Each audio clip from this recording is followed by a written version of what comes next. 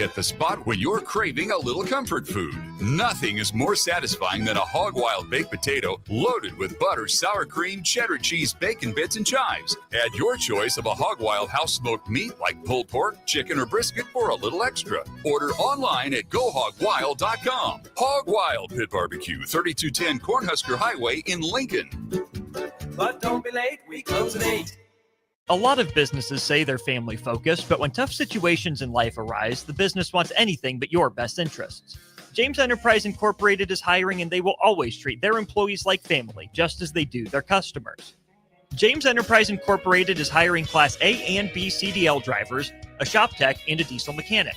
If you're looking for a career with a company that goes above and beyond to value you and your family, apply today at jamesenterpriseinc.com or call 402-432-6740. Select Plumbing and Utility has been serving Lincoln and the surrounding area for 14 years, and they're not slowing down. Select Plumbing and Utility handles all your plumbing needs, from faucets and water heaters to full renovations, and they can even help with your heating and cooling needs. They're also Lincoln's underground experts, repairing and replacing broken underground water and sewer lines since day one. Contact Select Plumbing and Utility today at 402-560-6197, assuring excellence in every situation, opportunity, and challenge. That's 402-560-6197. A1 Automotive's second location is now open at 5110 State Hill Drive, just off of Yankee Hill Road. The new location continues to specialize in all makes and models and provides personalized service as they have for 15 years. With the school year here, A1 Automotive reminds you that college students get 10% off any service, and they offer free tire repair with a valid college ID. Schedule your appointment today at a1autolincoln.com and visit their new location in South Lincoln at 5110 State Hill Drive or downtown at 11th and L. We interrupt this commercial break for an important story. There once was a man from Nebraska who went searching for food in Alaska. When his stomach was rumbling while laying in bed, he could think of only one option: Führer's cheese spread. So he left it once and drove day and night to return back home for cheese spread delight. Now his stomach is full and the voice in his head tells him no more vacations without Führer's cheese spread. Find yours today at most local grocers. This is Lincoln's home for sports talk on the FM dial. Also online at theticketfm.com. On the internet, KNTK FM Firth, 93.7 The Ticket. You're listening to Bock in the Blackshirt. Terrell Farley. Defending Terrell Farley, who last week in his first start was a holy terror. Number 43. And Jake Bockoven. On air and online at theticketfm.com. Powered by Bauer.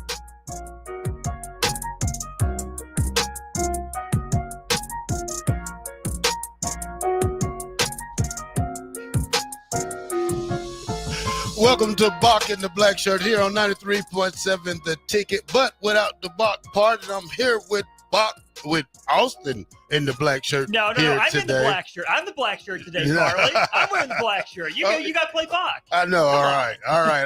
I'm Jake Bockelman here.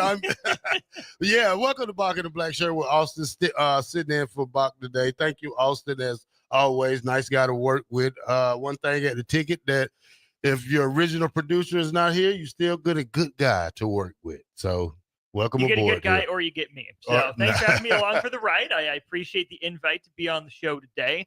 It's always an honor to be here with you, Blackshirt.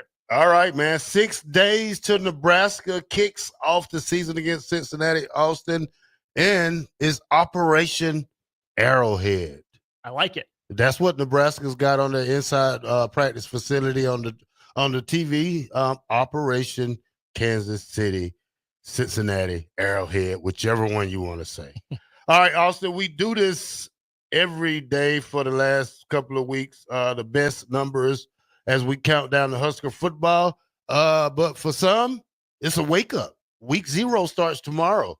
You got 4 games coming on this weekend, and me and Bock are betting on 3 of them. But as we always go, Austin, we say the best number 6 for Nebraska football. It's a lot of guys. Popular number.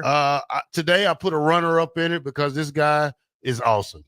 So, and the other guy, he's awesome. So, but as always, Austin, I'm going to start off at the bottom of some of the former number 6 here at the University of Nebraska. All right. DeAndre Gigsby. He's a number 6 that played here at Nebraska back in the early, 2000s or late 2000s? Something like that. John Reese, an older guy who played back in the 80s and 90s. Good guy right there. Quentin Newsom, former DB for the Huskers, who also wore number 6. Tommy Hill, who played last year, wore number 6. Good guy, scored a touchdown against Colorado in the opening game, probably his best game of his career or last season. He didn't play much last year. But after that, Corey Cooper. There's a name. Former safety. Corey's a workout guru. If you're friends with Corey on Facebook, Corey is always working out, man. And I swear, man, that's probably one of the hardest working guys. I mean, just to still have that itch for it after you're done playing and he's training kids, but he also is working out also. So it's one thing to just train them, but to train them and work out at the same time is an unbelievable task too. All right, one of my brothers that I call a brother from another mother, Kenny Cheatham, number 6 wide receiver from Arizona. Kenny was 6'4", 6'5" receiver when we didn't have receivers, but we had some. So you had Kenny 6'4" Cheatham, 4 tall blockers. Yeah, 4 tall blockers. I think Kenny's a 3-time national champion. I think he was here in 94, 95, and he was also on the 97 team. So, all right, A.J. Bush. Don't remember too much about him. You remember him? Ooh, A.J. Bush was the quarterback that transferred out. I believe he ended up at Illinois and started some games against Nebraska. All right. So these are my semifinalists for the best number 6. Now we're down to the 2 final guys. You want to hear my runner-up or you want to hear the best guy? We got to hear the runner-up first because I think I know who the best guy is going to be. I think I know. Well, for me, I had to put this guy runner-up because I met him a couple times, but he's a former baseball player, former punter, Dan Armstead. Darren Erstad, indeed. Man, great athlete, number 1 overall pick in baseball, did come back to coach his Huskers, was good a hockey solid player. Good all-around athlete, golfer, all of it. Seen Mr. Armstead at Amon Green's golf tourney about a month and a half ago, 2 months ago. Great guy. All right, the best, number 6, running back, Keith End Zone Jones. Played for Nebraska from 1984 to 1987. Rushed for 2,488 yards and 32 touchdowns. He was currently 4th on the rushing thing, but got bumped down all the way to 11th, I think. But hey, he still's in the top 20. What do you think about that list, Austin? I think that's a pretty good legacy of guys who have worn number 6, right? The ones that stand out to me, I mean, Corey Cooper, Kyrie Cooper, guys I remember growing up.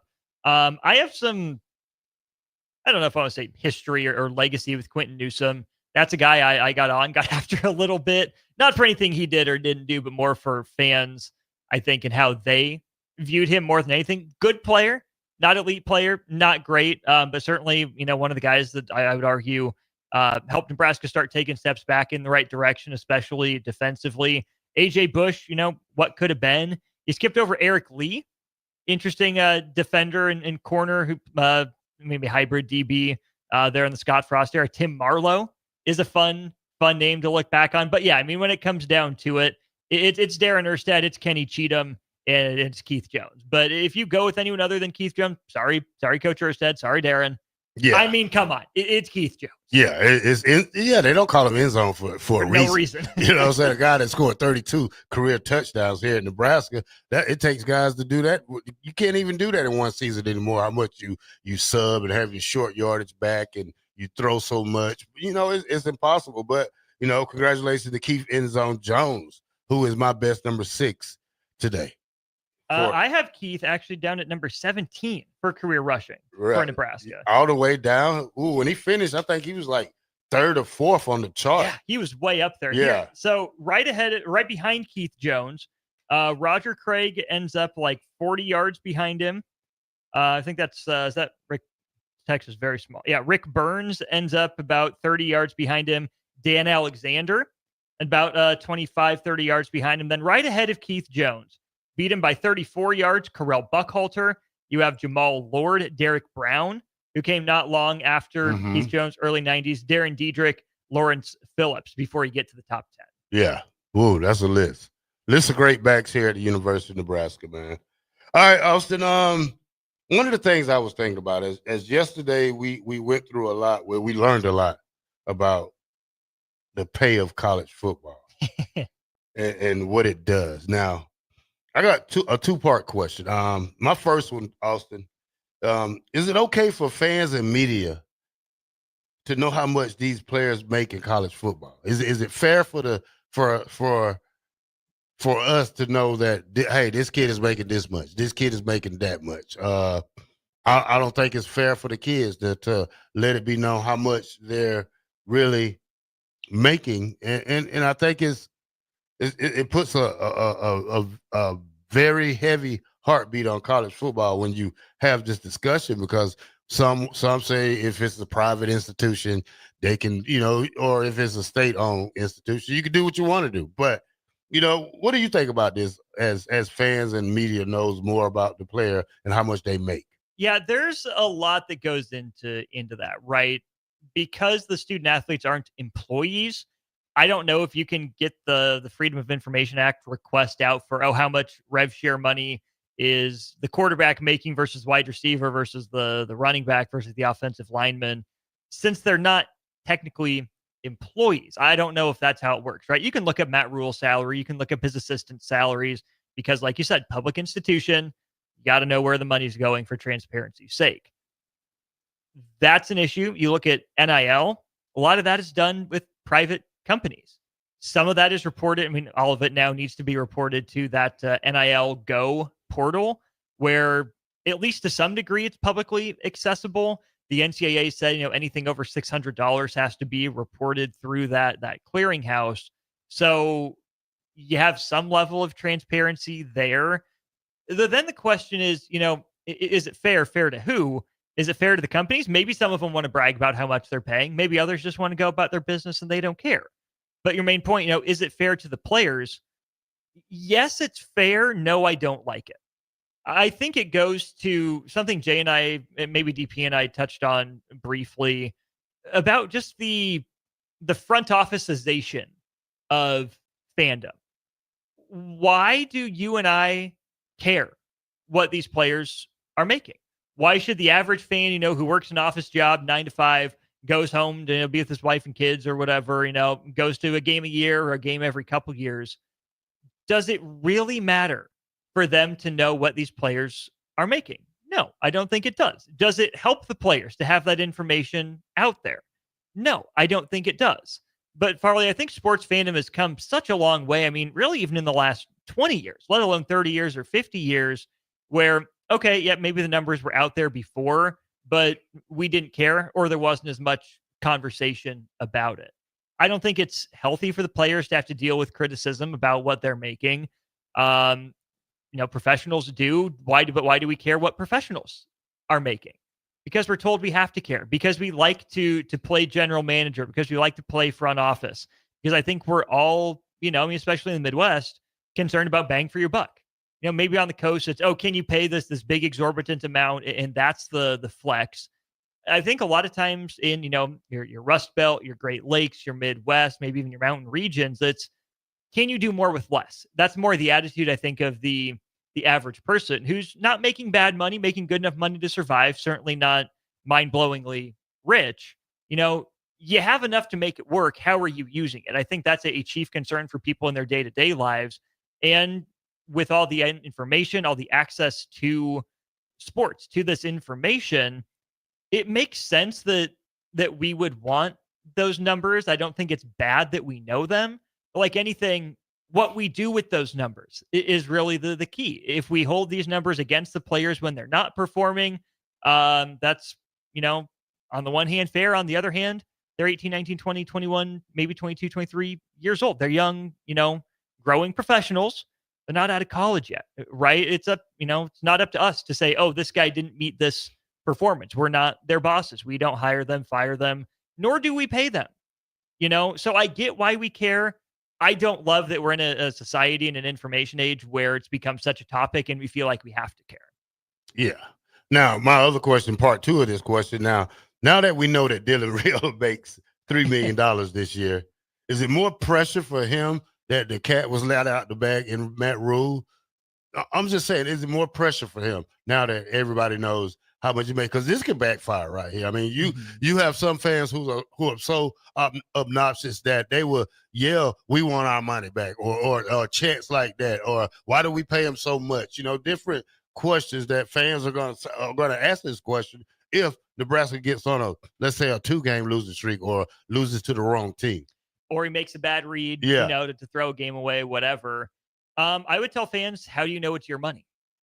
How do you know it's your money, right? This has been a big sticking point for Troy Dannon, is that athletics is self-sufficient. The athletic department is not just Nebraska football, but the athletic department doesn't take money from the academic side. In fact, it gives, I think he said, $5 million a year back to academics. So maybe some of that is your money, but when it comes to NIL, okay, have you donated, to 1890? Is that even the company that's funneling this through? Are you a worker at one of these companies that's making this big deal, and you feel like, why is this Nebraska player getting money? I don't know, but I think in the majority of cases, it's really not going to end up being people's money, right? The way they think it is, like, especially for the coaches and whatnot. Gus Mohawk says everybody should quit pocket watching. And Kevsker says, I would consider myself a diehard fan, but I don't care how much they get paid. I just care if they win or they lose.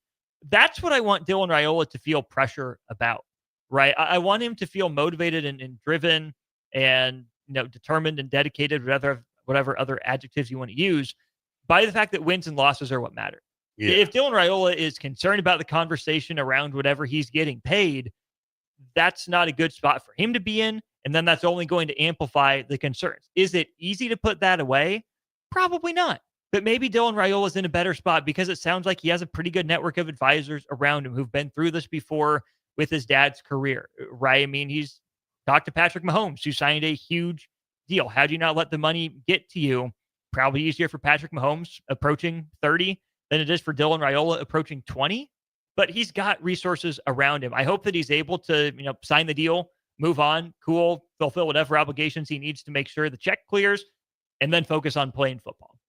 Yeah, when I say that, I say it because it's you can't play 13, 14 perfect games, and I just don't want it to be that one game that we have to defend Dylan like we defend some of these other players, like when the crowd jumps on them, because this could backfire in so many ways because fans are not getting what they pay for when they say, "Hey, I didn't come to the game to watch a guy get paid $3 million to throw 2 picks." Words like that.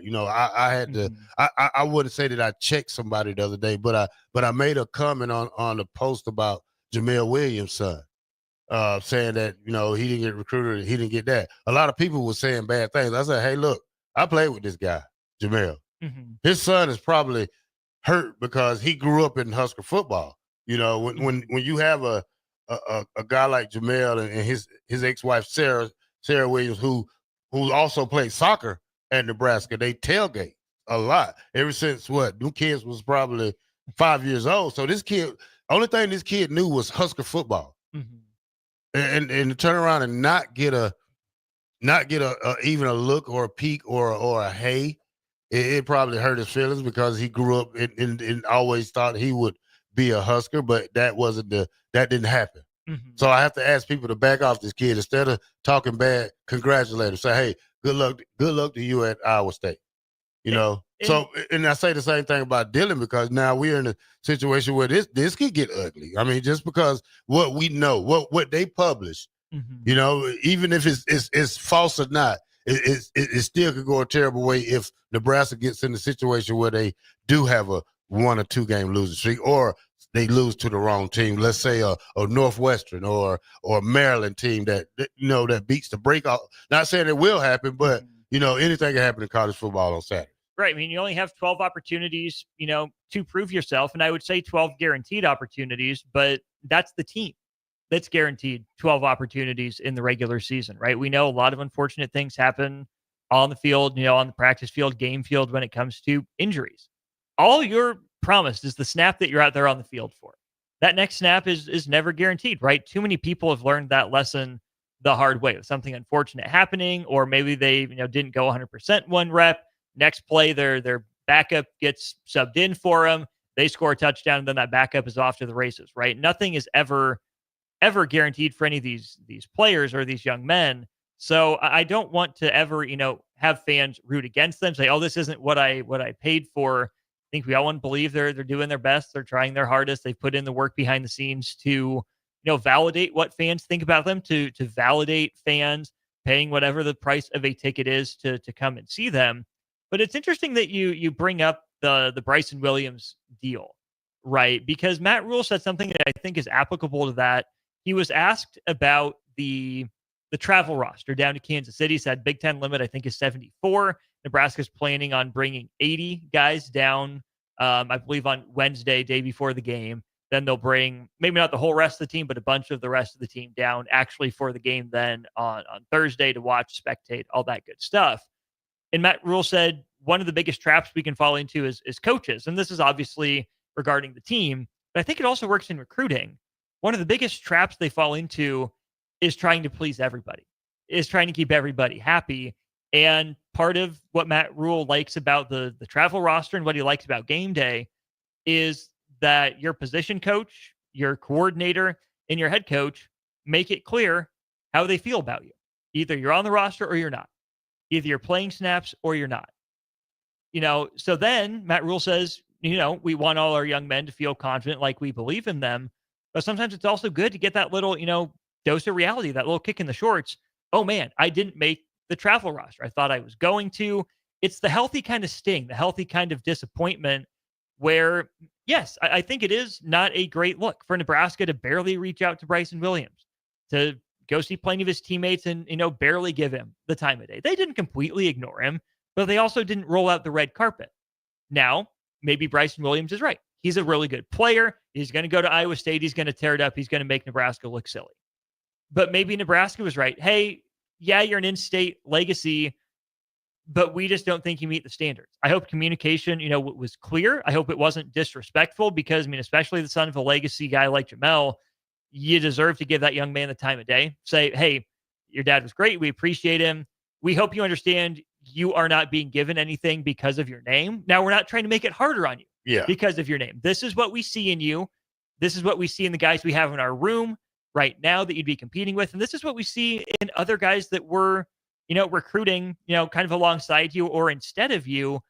If you want, to get our attention, if being a Husker is really your dream, work on X, work on Y, come back with Z, something like that. I don't know what happened behind the scenes in that recruiting process. I'm sorry Bryson Williams feels the way he does, but I also think as a coach and as a staff, you can't please everyone. It stinks that it's a legacy kid that's going to have to feel burned in this case, but maybe it's just the way of the world. Maybe that's the sting that he needs to go be great at Iowa State. Maybe his path still ends up at Nebraska someday. It's just not right now initially. Yeah, you're right about that. I understand that part, but I just said that because it caught my attention on the internet and just how words can hurt. When people type them and sometimes you have to stop them and say, hey, you don't have to be that mean about it. You know what I'm saying? Because it caught my attention. Now, back to the conversation we was having about, all right, Austin, highest paid quarterbacks in the Big Ten. Let's talk about these now. Dylan Raiola, $3.3 million plus. Number one, him and Drew Allen. They're both they're both number ones. Both of them make $3 million plus. Bryce Underwood, $3 million. Julius Saying, $1.5 million. Nico, I'm just gonna call him Nico. $1.2 million. Luke Altmaier from Illinois, $1 million. Now, we don't know what the other guys make, but that's a pretty good list right there of quarterbacks. Now, I just hate the fact that we know what these kids make, and we dog NFL players out for that. You're not worth this, blah, blah, blah, when you watch them on Sunday night or when you watch Thursday night football. I just don't want it to be the norm in college football now. I'm with you. Goes back to what I said before. It's fair that we know, but I think it's just such an evolution of the game and the way the sports are covered that we know. Why do we care? We really shouldn't in a lot of ways. I don't think it's necessarily our business, But whether it's our business or not, it's reality. Yeah. So again, if you want to hold that against a player, okay, fine, so be it. But it's not really 100%, your taxes, your hard-earned money, going to someone else necessarily, right? Maybe to some degree, but not to that much of a degree. And really, Farley, I think when we hear people complain about that or point it out, it comes off as jealous. Yeah. It comes off as armchair quarterback. Oh, I mean, if I had gotten that opportunity, I'd be doing so much better with it. Oh, if I was coach, I would have put in another player. Oh, I would have held a hard line stance on, no, I'm not paying you that much. You're just a college kid. You've barely proven anything. We don't know how we would react in those meetings about the financials. The vast majority of us have never and will never end up being in those meeting rooms. And that's not to say it's not fair to question or to raise concerns, but I would urge Nebraska fans and maybe fans of other programs as well, don't let it come off as jealousy. Don't let it come off as, oh, I know better than the people who are on the inside every day. Sure, maybe you'd be right, but also maybe the coaches are doing the right thing or the right process and it's not working out. Maybe there's something else going on behind the scenes that we don't know. You're right about that. All right, let's go to break, Austin. And when we come back, I guess we're gonna go over Nebraska's depth chart. Interesting. Does it change and why? They don't live forever. They do not. They don't. So I'm a 6 game. I didn't start to the 6th game of my junior year, so I know that guys still can hop in here and do their job. And this is just preseason. It changes after every game. 93.7 The Ticket. Bock and the Black Shirt will be right back.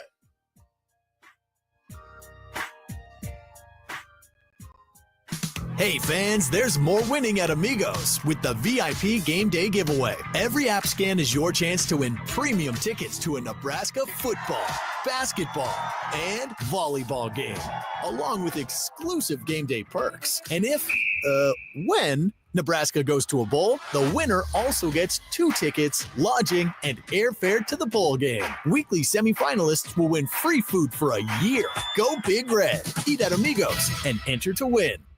Amigos is celebrating 45 years with exclusive Nebraska Legends collectible cups featuring Tom Osborne, John Cook, and some of your favorite Huskers. For every cup sold, 50 cents goes to teammates. Show your Big Red pride by getting all 4 of these collectible cups at Amigos. This is Tom Osborne with the Teammates Mentoring Program. We have students on the waiting list for a mentor, and we want you to join the team. Learn more about mentoring and support teammates by visiting Amigos. Make this your best football season yet with help from Limitless Mail. If you're struggling with low energy, muscle loss, brain fog, belly fat, mood swings, it's likely low testosterone, and Limitless Mail can fix that. We've helped over 100,000 men feel stronger, leaner, sharper, and more like themselves again. Don't sit on the sidelines this season. Take control. Book your free consult today at limitlessmail.com. That's limitlessmail.com. 93.7 The Ticket. Fox KFXL weather. Sponsored by John Henry's Plumbing, Heating, and Air Conditioning.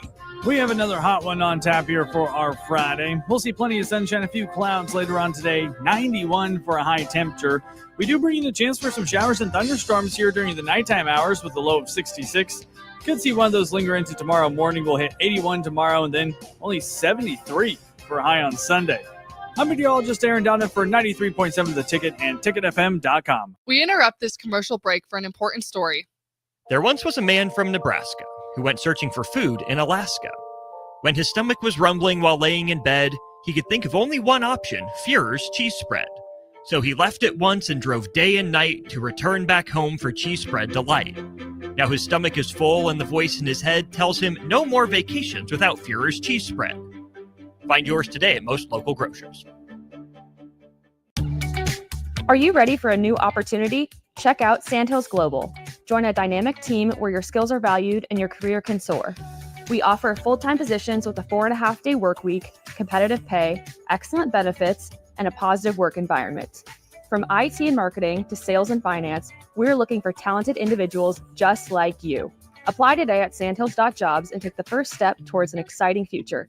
That's sandhills.jobs. Don't wait, apply now. Select Plumbing and Utility has been serving Lincoln and the surrounding area for 14 years, and they're not slowing down. Select Plumbing and Utility handles all your plumbing needs from faucets and water heaters to full renovations, and they can even help with your heating and cooling needs. They're also Lincoln's underground experts, repairing and replacing broken underground water and sewer lines since day one. Contact Select Plumbing and Utility today at 402-560-6197, assuring excellence in every situation, opportunity, and challenge. That's 402-560-6197. Need a tractor that works as hard as you do? Whether you're baling hay or feeding cattle, a John Deere 6M or 6R from Landmark Implement is built to handle it all. And right now, you can get 0% fixed rate financing for up to 72 months on new in-stock models. That's 6 years with zero interest on the tractor your operation depends on. Hurry into your local Landmark Implement or visit landmarkimp.com and experience the Landmark difference. Are you looking for an exciting new way to put your skills to work? Explore new career options in the fintech industry at Currency, a Sandhills global company. We offer full-time positions in financial sales, compliance, operations, and other fields. We also offer a 4.5-day work week, an attractive benefits package, and opportunities for advancement. Put your motivation to work and grow with us at Currency. Visit gocurrency.com/careers to learn more. Have you been injured in an accident and don't know where to turn? You need an attorney you can trust to handle your case with professionalism and compassion. The attorneys at Liberty Law Group understand that a call to an attorney is a call for help. If you've been injured, we want to help you. Liberty Law's experienced attorneys are committed to the pursuit of justice for those injured. Call Liberty Law Group and find out how we can help get you the compensation you deserve. Call 877-42-LIBERTY. 877-42-LIBERTY. Liberty Law Group. Trial attorneys you can trust.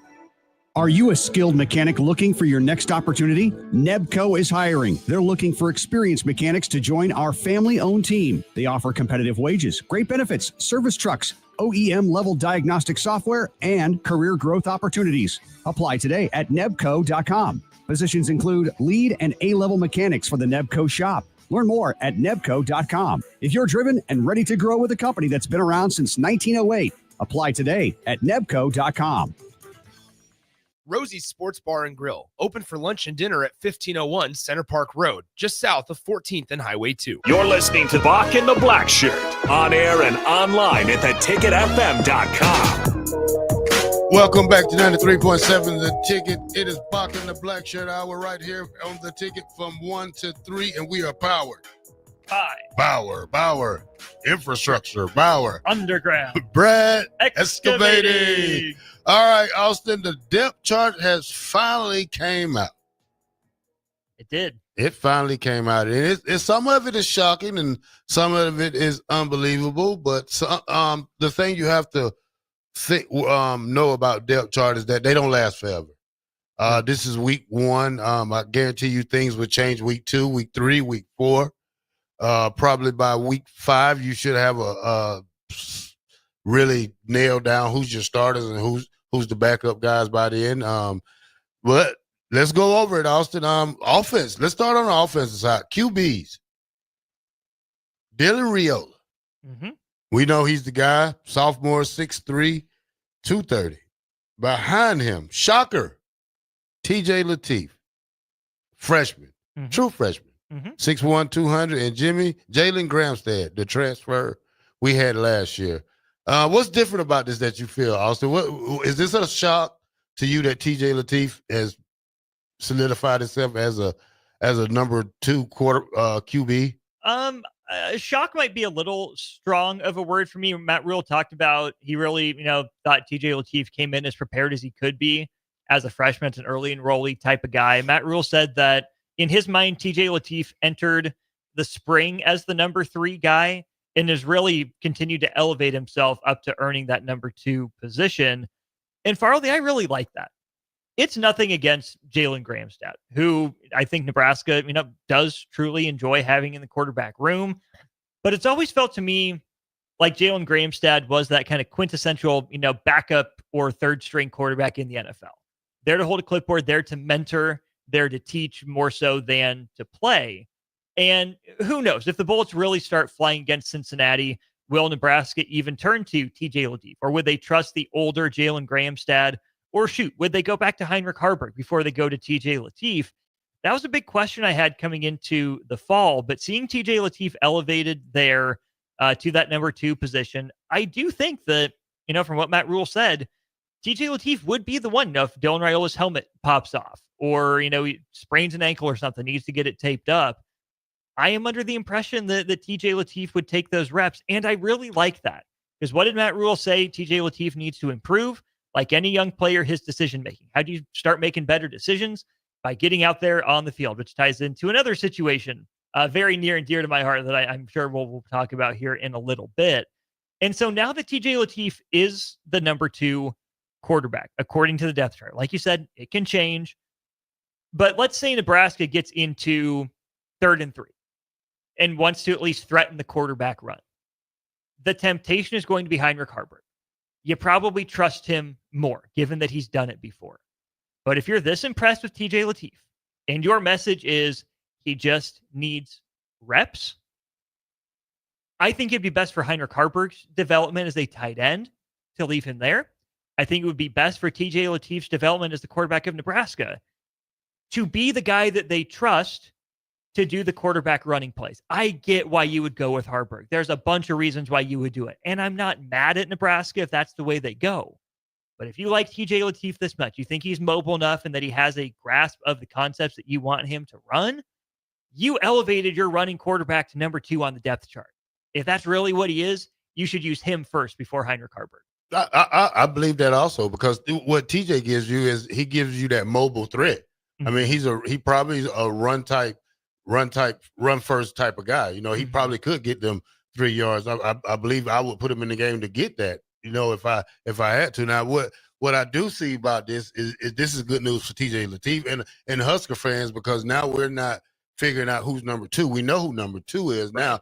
This puts a notice out to the guys who's gonna sign with Nebraska. Hey, this kid is for real. Now you have to come. You have to come in here and battle this guy, and I think that's very great for TJ Lateef that he's solidified that number 2 spot. No, I think that's great. And the only way that you're going to learn to trust him is to start trusting him. It's not going to feel comfortable at first, but that's why I think it's even more important for Nebraska to balance, right? I don't think that Matt Rule is on any sort of hot seat, right? I mean, Nebraska improved year over year, not just making it to a bowl game, but winning a bowl game. We know how important this 3rd year is for Matt Rule, but it's not like it's do or die, where you have to go with Heinrich Haarberg to save your job because you trust him more. You can give TJ Lateef some opportunities if, unfortunately it would come to that, or fortunately, if you're up big enough to give him those opportunities. I think it sets up pretty well for both him and Nebraska. Yeah. All right. Running back. We know that Emmitt Smith is the man there. Now it did a little shuffling over the summer ball, but now you have number 2 back, Makai Nelson, number 3 back, Isaiah Mose, and last year's number 2 back, who was for the bowl game, Quentin Ives, who's moved all the way down to 4. I couldn't say that he messed it up. I just say that the injuries held him back. I think injuries are a part of it. Matt Rule did say Emmett Johnson took a step forward during fall camp. Wonder what that looks like. Curious to see, excited to see what that means on the field. Shout out Makai Nelson, coming off the red shirt, right? That's the name we heard a lot during the spring and early in fall camp. Sounds like he took hold of that number 2 spot. And how about Isaiah Mose? Moving from wide receiver to running back, it was his idea to switch, and you're always just one injury away, right? If you're Quentin Ives, you're an injury away from being number 3, your ineffectiveness away from being number 2, and hey, look at that, you're in a timeshare, you're in a role. So it really stinks for him that he's been here that long. He's listed as a sophomore. I think it's his 3rd year now on the team. The worry in this day and age is transfer portal, right? Probably not now given the various windows, but after the year, Quentin Ives isn't playing. My guess is he'd be one of those guys to hit the transfer portal and get Nebraska closer to that 105 number. I think it's both a credit to Isaiah Mose coming in ready to go and impressing early, as well as to Makai Nelson. They probably jumped Quentin Ives, but Quentin Ives definitely came in with more of that practice experience, more of those reps than either of those guys did. It just makes you wonder, we didn't hear from Matt Rule why Quentin Ives dropped all the way down to 4th and what that could mean for him in his future, because they've really liked him for the last couple of years. I hate to see that. Maybe the kid he'll get it back up, but now it's just something that happens in football when you get hurt, things like that. It takes precedence over what happens, so we'll have to figure it out, later on during the season. All right, one wide receiver spot. Number 1, Ja'Cory Barney. Behind him, Janarian Bonner. I like them two guys right there. I think Janarian Bonner is like Holgerson said, he's a Swiss Army knife. He can do it all. He can move the fullback. He can do it. He played running back a little bit. I seen him take a handoff and score. I also seen him run a in and around. I mean, I seen the kid catch. He can do it all. Seen him line up at fullback. So, I'm not worried about these two. These two are Ja'Cory Barney coming off a great freshman year. Janarian Bonner headed into his junior year. I think it's a really fascinating couple guys there. Number one, look at the size difference between them. Yeah. Janarian Bonner, 2 inches taller and listed as 55 pounds heavier than Ja'Cory Barney. Bonner's listed at 225 and Barney at 170. Maybe you'd like Barney to get up to, 180, maybe 185. I don't know, frame-wise, what Nebraska sees for him, but that's a huge gap. You have your kind of quick, jitterbug, lightning in a bottle guy in Ja'Cory Barney, and then you have almost like a power slot kind of guy, like essentially the football version of like a traditional power forward in a lot of ways, or a, kind of bully ball, small forward in Janarian Bonner. The name that I would have expected there at that slot is Demetrius Bell. Yeah. That's the guy that had the inside track to playing time before last season, before the unfortunate spring game injury. Sounds like he's still kind of working his way back from the effects of that about 16 months ago or so. So I'm happy for Janarian Bonner that he settled there at that role. I like the blend of bodies and styles that Nebraska can use between those two. And Farley, we've seen Nebraska throw Ja'Cory Barney Jr. outside a little bit. I don't think that's where he's best. I think he operated most consistently when he was that slot receiver.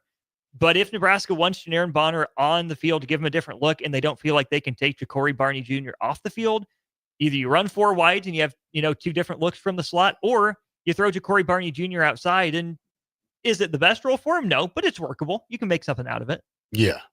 Well, I think these are two good guys. Probably to see who's number 3 behind them, we'll have to wait to see the whole list. All right, moving to the other receiver position. Dane Key, listed as a starter. True freshman Cortez Mills Jr. is also listed there. And another true freshman behind him, Jeremiah Jones, 6'4", 225 pounds. This is a good group of guys. I think Dane Key coming back from injury early in the fall camp, and he really came back with making great catches. I think Dane Key is going to probably be one of the leaders out there on this field at the receiver spot, besides my guy Ja'Cory Barney. But he's a veteran out there. He's a guy who's played 4 years in the SEC, 3 years in the SEC. That he's come here. He's supposed to be a key figure. Absolutely. I'd be curious to know how traditionally Dana Holgerson intends to use those 3 receiver positions. Is it, a traditional kind of X, Y, and Z setup, or is there some role overlap? Because as I look at it there, Farley, I would have thought that Quinn Clark and Keelan Smith would have been more in the Dane Key kind of mold, right? Bigger, size-wise, probably in terms of play style as well. Jump balls, contested catches, maybe a little bit less focus on after the catch, but more, can you get separation early? Can you box out, make the catch, and move the chains? Compared to Isaiah Hunter, right, at that other receiver position, Clark and Smith are listed as being behind him, whereas I thought maybe Cortez Mills Jr. is a more downfield option. Jeremiah Jones, long, rangy. I mean, that's an offense-defense kind of hybrid guy. Nebraska put him at wide receiver to start. I would have viewed those guys as more of the backup to Isaiah Hunter and what I would have thought Nebraska would have asked of them. So that raises my eyebrows a little bit in curiosity, wanting to know what Nebraska sees. But either way, we've heard a lot about all 4 of those guys. It was Clark and Smith during the bowl practices last year. Yeah, those guys look ready. There's just a lot ahead of them. And yet Nebraska still went and recruited over them, which you can't blame Nebraska for doing. You can always be better, at every position, right? It's not, you shouldn't be looking to improve. you just hope Nebraska is able to get something productive out of those two guys. And then the freshmen in Mills and Jones, those to me are X factors. Yeah. If they give you anything this year, great. If they get on the field, cool, more credit to them. I would guess their time is probably next year a little bit. Can you dip their toes in the water, such as it were this year, and then throw them into the deep end of the pool in maybe starring roles next year? Well, when you look at this group, it's obviously it's a young group. I mean, when you look at it, Dan Key is the only senior. When you look at this group, Hunter's the only junior. Yeah, and he's the only junior, and he's not the starter. But when you look at it next year, I mean, it sets you up great for next year. But we're not into the next year mode right now. We're in the this year mode, and what you have to do for us now. I think it's a great deal for I think it's great for the future for us, but also we have to worry about, right now, like who can go out there and do this. And you're right. I mean, I would like to see Demetrius Bell and what he can do. I mean, like, that kid had flashes of greatness last year before he did go down with the knee injury. But, I think we'll see him later on in the season. But I like you say, I love this part. Just looking at Quinn Clark, man, 6'5", 210. That's one of those guys you want to throw the ball up to and have him jump for it. I mean, show him get mossed or something like that. Also with Keelan Smith, 6'3", 205. You look at his size. These are some big receivers that we're getting right here. I mean, it's going to take a little work for them to get to where we want them at. But, hey, as long as we give them the chance and the opportunity to go out there, I think to make them happy, to keep them on the team, because some guys, if they don't play, they're going to end up leaving at the end of the season. So we keep these guys in rotation or keep them happy, have them special teams, and do what we can to get them in the game. Oh, absolutely. The other interesting part to keep in mind when it comes to the receiver depth chart is, not that Matt Rule would tell you it matters a whole lot, but these aren't necessarily quote unquote Dana Holgorsen guys outside of Key and Hunter. Yeah. Now, of course, Key comes alongside DeKel Shorts, his former position coach at Kentucky, who's now here at Nebraska as well. And then Hunter was a transfer. What we've seen from Dana Holgorsen across his time in college football, though, Farley, is that he doesn't have a type. He'll work with a bunch of different receivers. Nebraska, over the last couple of years, has made it a concerted effort to get bigger on the perimeter, whether that's for downfield blocking, whether that's for, red zone purposes, or Nebraska just likes that style of body at the wide receiver position. That's what Dana Holgorsen has to work with. Now, you need a guy like a Ja'Cory Barney Jr. here and there. Cortez Mills, who's not the biggest guy in the world, where you have, speed maybe before power, or quickness before, quote unquote, possession ability. So you got to have enough of a mix in that room. But it's really interesting to see that Nebraska's prioritized a bunch of bigger bodies there in that wide receiver position for a head coach in Matt Rule, who has always prioritized speed. We'll see what these guys have in terms of their wheels, but it seems like they're fast enough to get the job done, but not necessarily burners outside of, Ja'Cory Barney, maybe Cortez Mills in that conversation at wide receiver. Well, we'll have to, like Tupac used to say, only time can tell. So we'll have to wait till the season pull out. All right, we're going to go to break here on 93.7 The Ticket. Austin in the black shirt, filling in for Jake Bockerman here today. 93.7 The Ticket. We'll be right back.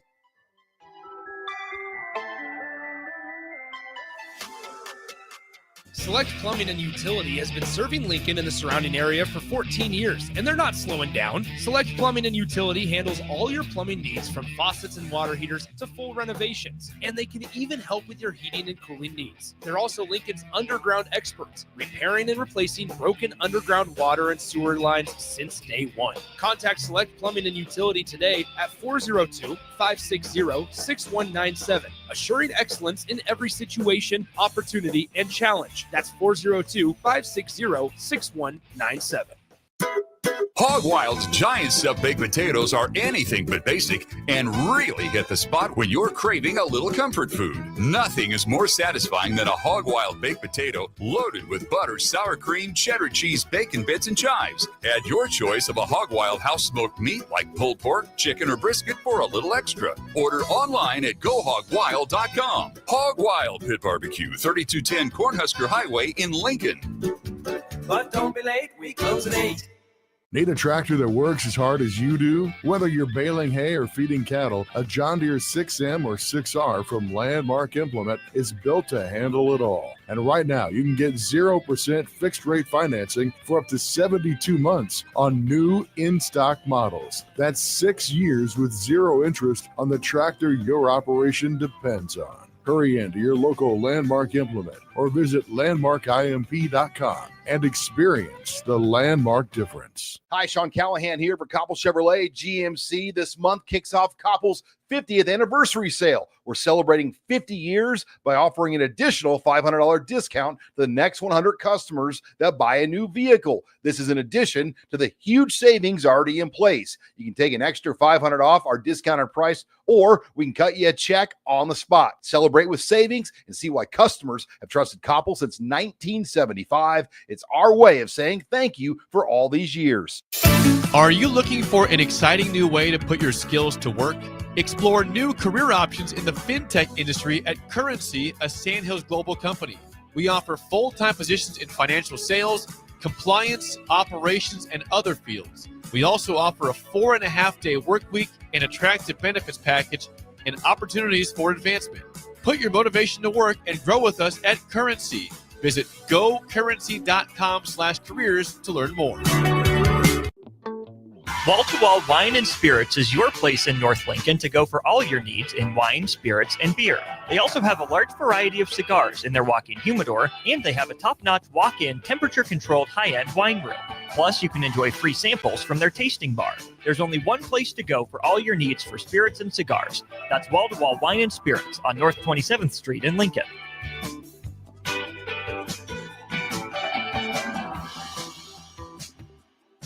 A1 Automotive's second location is now open at 5110 State Hill Drive, just off of Yankee Hill Road. The new location continues to specialize in all makes and models and provides personalized service as they have for 15 years. With the school year here, A1 Automotive reminds you that college students get 10% off any service, and they offer free tire repair with a valid college ID. Schedule your appointment today at a1autolincoln.com and visit their new location in South Lincoln at 5110 State Hill Drive or downtown at 11th and L. Saturday. Eagle Raceway is open for a full season of dirt track racing action every Saturday night. Don't miss the epic battles on the high banks of Eagle Raceway each Saturday between the Nebraska Septic Sprint Cars, Nebraska Lottery Modifieds, Avid Realty Sport Mods, Valentino's Hobby Stocks, and A1 Iron Stock Cars. Let's go racing. Eagle Raceway, just 10 miles east of Lincoln on O Street. Check out the full schedule at eagleraceway.com. Are you a skilled mechanic looking for your next opportunity? Nebco is hiring. They're looking for experienced mechanics to join our family-owned team. They offer competitive wages, great benefits, service trucks, OEM-level diagnostic software, and career growth opportunities. Apply today at nebco.com. Positions include lead and A-level mechanics for the Nebco shop. Learn more at nebco.com. If you're driven and ready to grow with a company that's been around since 1908, apply today at nebco.com. Mike, the insurance company wants us to replace the roof. Wait, what? I thought everything was fine. Yeah, it says right here our roof is too old and they won't be able to cover us anymore. I guess it is 15 years old. Hi, I'm Austin with Roofing Service Company. We help homeowners with their roofing and siding projects. Financing options are available, and we can get you under a new roof no time at all. If this sounds like you, visit roofingservicecompany.com. That is roofingservicecompany.com. M Suits Clothiers, Lincoln's favorite men's store, is having their end-of-season clearance sale. End-of-season clearance is going on now with up to 75% off. Stop in now for the best selection on polos, sport shirts, suits, sport coats, dress pants, and dress shirts. Suits as low as $299, sport coats starting at $199, dress shirts as low as $69, and polos starting at $49. M Suits Clothiers is located 1 block south of 56th and Pine Lake Road. M Suits Clothiers, your menswear store. You're listening to Bock and the Blackshirt, on air and online at theticketfm.com. Welcome back to Bock and the Blackshirt here on 93.7 The Ticket. To the gentleman who rolled by and just sideswipe my stogie out on the sidewalk. I will be looking for you from now on. So, as you know, I like to hit my so-called black and mile outside, but somebody rode by and swiped it. So I got my eye on you guys. All right, Austin, let's finish up with the depth chart. I'm going to let you do the offensive linemen right now. Why? Because they're your enemies? Your sport enemies? Yeah, I don't like talking about big guys, especially when I see their sizes, because this is a very big line right here. Okay, we'll go from right to left because I think there's the most discussion that needs to be done on the left side of things. Right tackle, Teddy Prohaska or Tyler Kanak. Matt Rule's asked about that one, said if the game was to be played today, Teddy Prohaska would have the edge, but Tyler Kanak is right on his heels. Right guard, not a big surprise. It's Rocco Spindler with Grant Bricks backing him up. At center, it's Justin Evans. Knew that one going in. Sam Sledge as the backup, I think, makes a lot of sense. At left guard, Henry Lutovsky. He'll slide over to that side of things, replacing Justin Evans, who's at left guard last year. His backup is Jason Mashashak. And then we get to left tackle. Yeah. Gunnar Gatula or Turner Corcoran or Elijah Pritchett. Rule said that Gunnar Gatula was really working as that swing tackle for a lot of the year. He's comfortable on both sides of the line. Turner Corcoran recently back healthy, getting full reps. Nebraska seems to like him there. And then the big piece of conversation, Terrell, is going to be Elijah Pritchett. Yeah, Matt Rule had a lot to say about Elijah Pritchett because his full answer is about 3 minutes long, talking about both him and Williams Nwarni actually in a similar vein. I'll kind of try to summarize it kind of high level. Matt Rule said, first of all, when we talk about those two guys, right, highly rated transfers, to have fans assume that they're just automatically the most talented guys in the room, Matt Rule says does a disservice to the guys that were already here. Very similar kind of message from Matt Rule that we've heard before. It was really interesting. What he said with Elijah Pritchett is, it's not off the field stuff. It's not anything about, being a teammate. It's not academics. It's not acclimating to Nebraska. It's none of that. It's about the false starts. It's about the procedural stuff. It's about learning the different protections that Nebraska asks. Matt Rule said specifically on that, a lot of college places, they'll have one, maybe two protection schemes. Nebraska's got 3 or 4 that you have to kind of think on the fly about.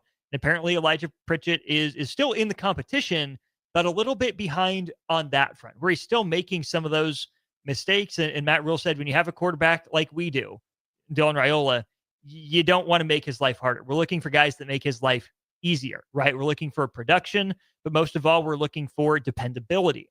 So it sounds like a lot of that procedural stuff, the little things, the making sure you're on your cadence, making sure you're in communication with your teammates so you know what you're doing. That's what Elijah Pritchett will need to clean up to see the field consistently for Nebraska. All right. I don't have a problem with that. I think he's spot on with that. Just because a guy's from my hometown, that don't mean I think he should be an instant starter. You have to earn your way to Nebraska on the playing field, just like I had to do. Mm-hmm. All right, tight ends, Luke Lindenmeyer, Heinrich Haarberg, and Carter Nelson. Yeah, Great. It's Lindenmeyer's the starter. Yeah. And then an or between Heinrich Haarberg and Carter Nelson, who do similar things, but different things, right? We know Heinrich Haarberg is bigger, right? 6'5", 230. Well, he's not listed as bigger, but I have a hard time believing Carter Nelson's actually 240 pounds. He still looks like skin and bones sometimes. So I'm going to assume that Heinrich Haarberg is still bigger, or at least knows how to use his frame a little bit better. But I think we expect similar things from both those guys, right? Farley, in terms of their ability to find open space, their ability to run after the catch.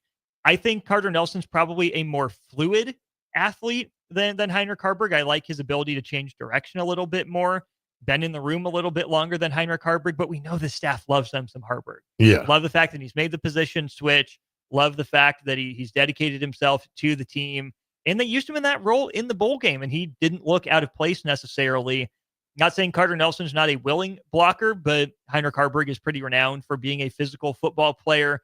Maybe he has an edge there, but Matt Rule said with all his tight ends, he wants them to stick their noses in there a little bit more in the blocking game. He didn't single a guy out, but my guess is that goes for the whole room.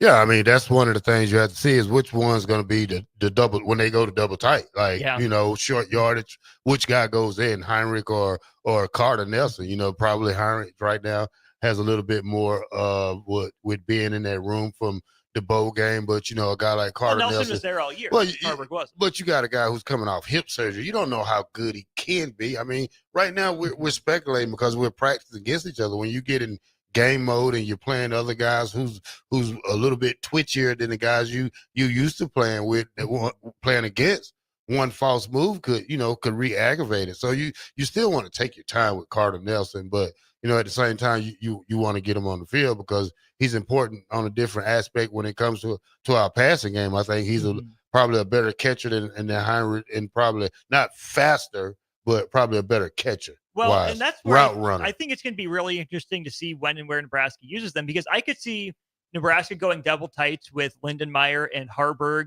when you get, inside the 30, right? The extended red zone all the way down.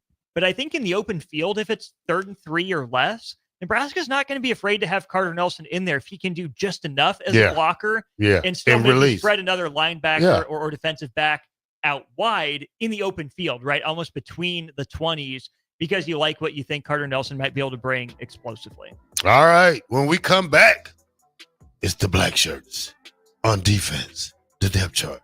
93.7, the Ticket, Bock, and the Black Shirt. We'll be right back.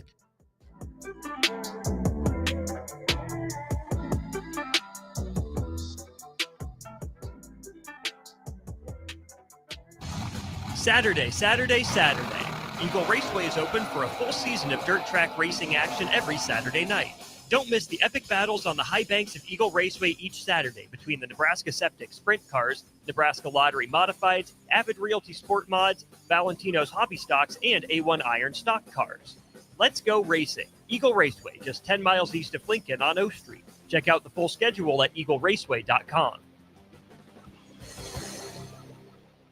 Imagine starting your day with a computer glitch that leaves you feeling stuck, frustrated, and unable to get your work done. You have 1,000,001 things to get done today, and waiting for the tech issue to solve itself isn't one of them. It's time to let Hamilton handle the tech so you don't have to. We help businesses across the state spend more time on what they do best and less time frustrated with office technology. As the official business IT partner of the Huskers, we're focused on providing custom solutions that set you up for success now and in the future. Connect with us today at hamiltonisbusiness.com. Big news, Nebraska. Love Omaha is now Love Nebraska. This is more than just a new name. It's a tribute to what Nebraska represents in the world of volleyball. It's still the same team with the same mission, led by players you know and love. Now backed by a new ownership group led by Jordan Larson. As Love Nebraska, they're entering an exciting new chapter, pushing for a championship title in 2026 and building new opportunities for the next generation of players across the state. They want you with them. Let's show the world how Nebraska plays volleyball. Join the movement at lovneb.com and sign up to become a Love Nebraska Insider today. Hey there, this is Paul Scheel, owner of High Electric. I want to thank our friends and loyal customers and introduce High Electric to those looking for a new electrician. We've been serving the Lincoln and Omaha area for over 30 years, from design to install, upgrades, and repair. If you are a homeowner or a small business needing some electrical work, call us at 402-466-6606 or check us out at hyelectric.com. We look forward to hearing from you. This is Lincoln's home for sports talk on the FM dial. Also online at theticketfm.com. On the internet. KNTK FM Firth, 93.7 The Ticket.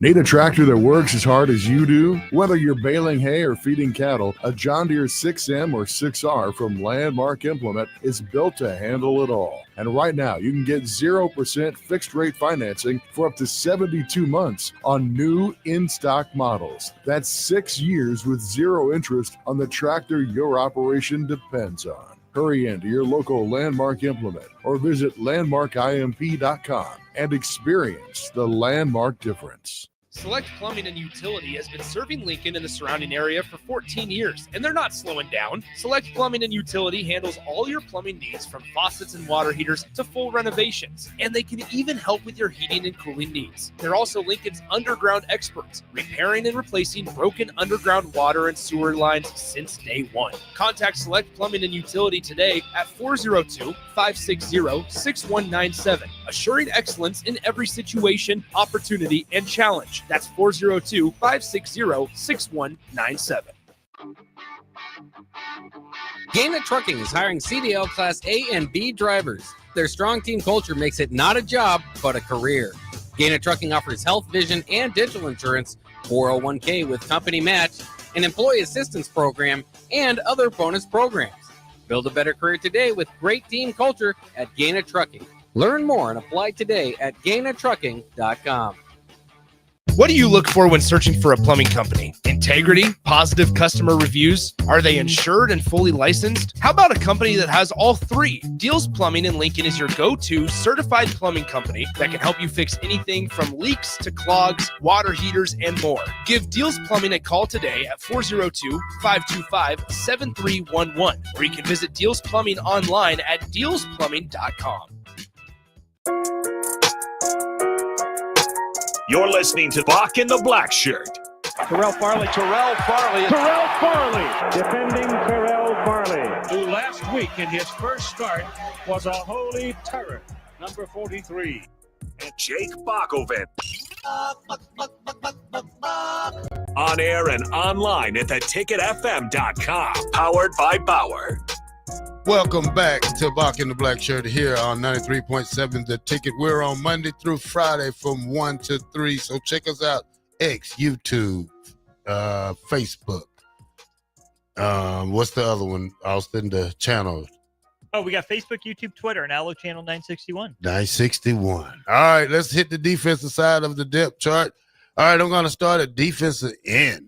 This one right here is kind of, I wouldn't say shaky, but kind of questionable because I don't know how to say it because I didn't hear much about William Nwili during fall camp that much when you know we heard a lot about Cam Lenhart, but you know now he's up there or on the depth chart.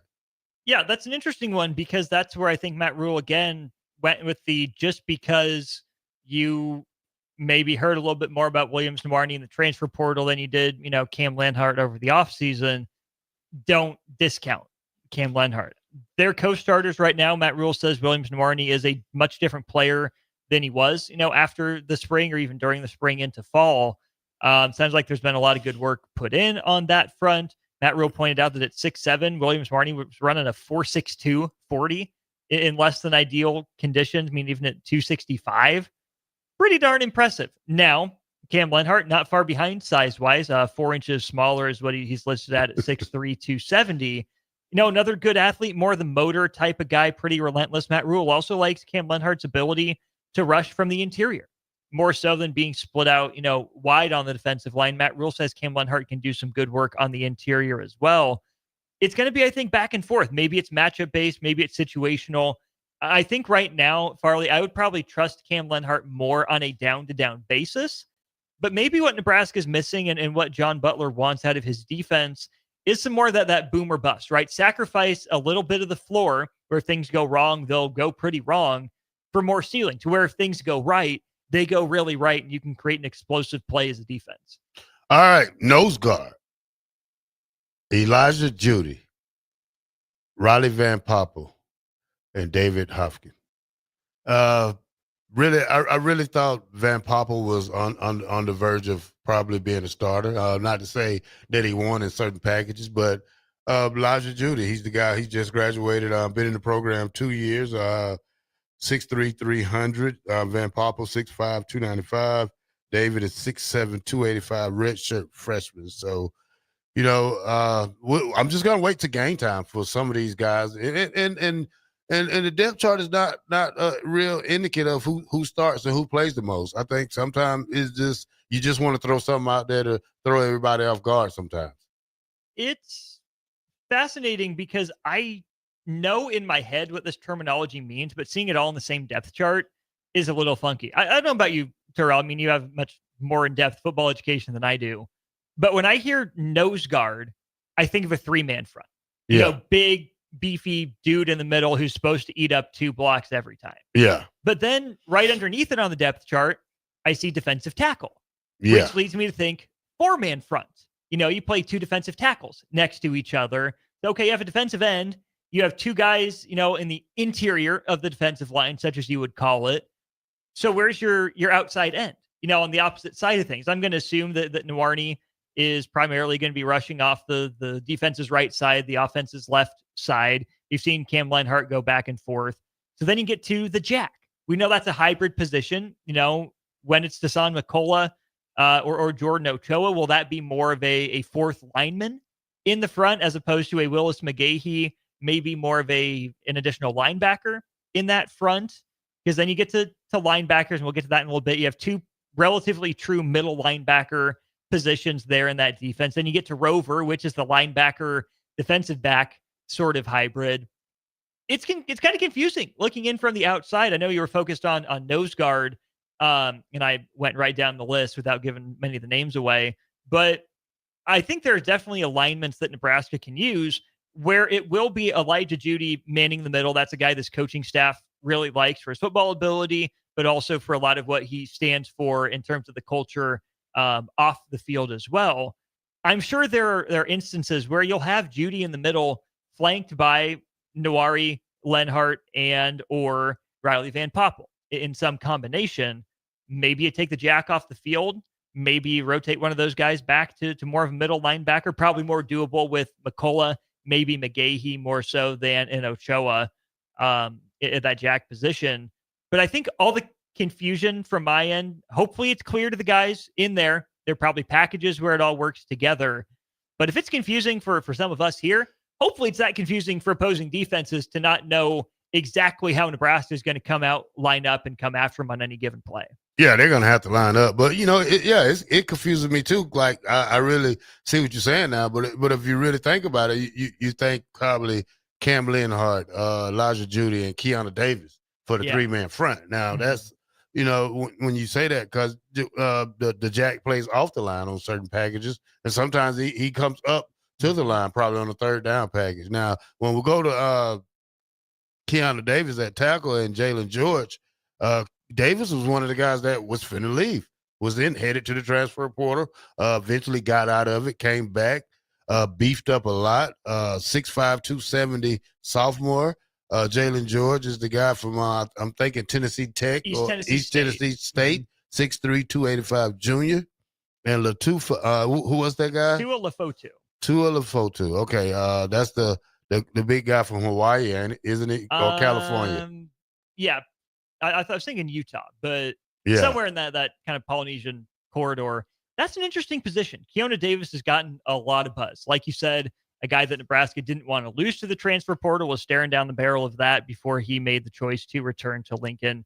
Jalen George as the upperclassman transfer. Not surprised to see him on the two deep. We knew Nebraska needed some depth there with the departures. But then Sua Lafotu was a guy that they were really high on. I believe he got some run late in the year, I think in the bowl game against Boston College as well. That's a space eater. I mean, 6'3", 300 pounds. That's a pretty true,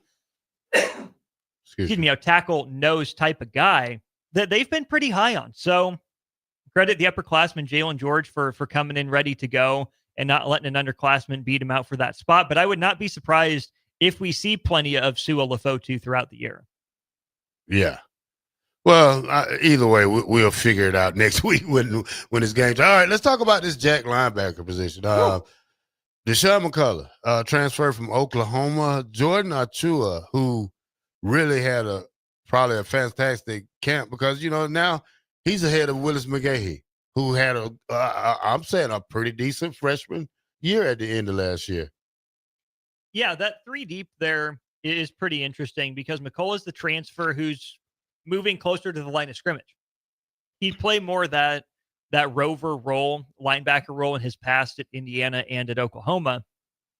Ochoa, that's another big body, 6'4", 240 coming off the edge. They really like that. And then McGahee, to me, Terrell, kind of falls in that Prince William Mielon kind of spot, right? Where enough promise as a freshman. Now Prince Will didn't necessarily get past. He just didn't necessarily take that next step, that leap at Nebraska. Splitting some time with MJ Sherman, maybe sometimes with Cam Lenhart, two guys in that kind of freshman conversation.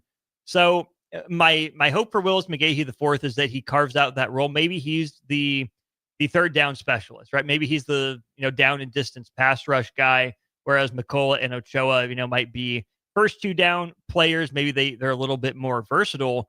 But we know that Dasan McCullough wanted to move to Jack because he thinks his future in the NFL is going to be best served by showing an ability to rush the passer. He's not going to want to come off the field on third downs. Nebraska, I'm sure, is compensating him well to be an upperclassman and a leader in that position and make some splash plays. So it seems like there's quite a bit of overlap in that group. And right now, Willis McGahee is behind an older guy in McCullough and a guy in a similar spot to him as Jordan Ochoa, both in their second year in the program. Ochoa redshirts last year, McGahee the fourth doesn't. There's still got to be a role for a guy like that because that's a guy that I'm not sure Nebraska can afford to lose. That was a big recruiting win for the Huskers. You don't play him just to keep him happy, but you hope he gets an opportunity, runs with it, and finds ways to continually get himself on the field to make plays. You're right about that, Austin. Let's go to linebackers. This is going to be my take on this linebacker crew.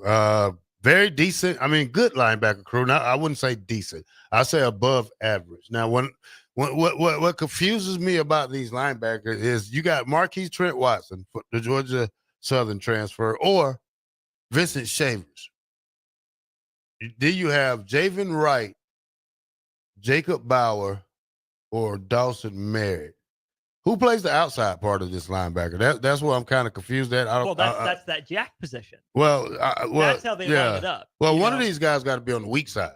The jack is going to be your strong side back. He's going to be your strong side. But one of these guys got to play the weak side. And right now, because Marcus Watts, Trent is a middle linebacker. Now you're telling me you're putting Vincent Shavers at middle. I think he's more suited better for the other side of Marcus Watts and Trent, which is where Javen Wright's going to play, because you've seen what Shavers can do. We've seen that against Boston College. Now we seen what Javen Wright can do. They're both great athletes, and I take anything away from Javen Wright, but like I said, this is kind of confusing to me on how they got this set up. I know Javen can move to different spots. He could probably move to that jack on third down and go into cover if he needs to cover with a 3-man front, if that has to happen, because But then you look at it. I mean, I don't know. That's the confusing part to me with the linebackers.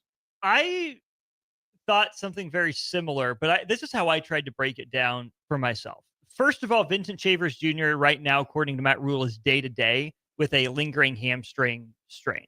So that's a guy that they're keeping a close eye on, a guy that they're obviously very excited about, a guy that has the respect of his teammates here into single-digit back-to-back years. Now, that's a big deal for him. When he's healthy, he'll play. But that's a guy I think that you want to be careful with because hammies are touchy. You don't want to rush him back just to get him on the field, just to lose him for an extended period of time again. Let's think about it this way, though, Terrell. Marquise Watson-Trent, 5'11", Vincent Shavers, 6'1". Not necessarily huge for linebackers. Yeah. So what do? You pair him with a tall, rangy guy in Javen Wright, listed at 6'5". Jacob Bauer, probably a more traditional middle type of linebacker as well, 6'1", 220. He'd fit maybe more in that Watson Trent and Shavers Jr. category. And then behind them in that third string position, Dawson Merritt. Pretty well-rounded guy, but again, a little bit taller, a little bit rangier at 6'3", 225. There are going to be times where Nebraska needs, 2, maybe 3 downhill tacklers to be on the field, right, at those linebacker positions. You can see Watson Trent and Shavers Jr., on the field together, when they're both healthy. I assume that's in the cards. I'm curious to see how Javen Wright takes the linebacker. There's an outline of a good player there. He's made some impact plays when he's been on the field. But that's also another new position for him at Nebraska. I'm not saying he can't handle it. I just want to see him handle it, be on the field consistently, and make plays.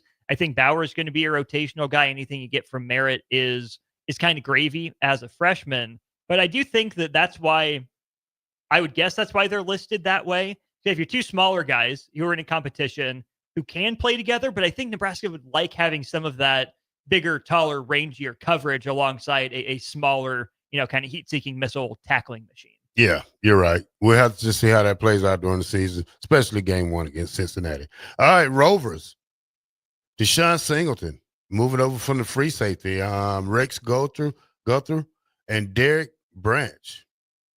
Pretty good. I like Singleton playing more up on the line. I think he's a great tackler. I think him playing that rover spot where Gifford played last year is more suited for him, more of a run stopper, and he's a great help on pass too. So I think that was a good move on him coming back and solidifying that spot.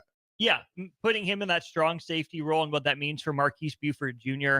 playing kind of the field free safety role.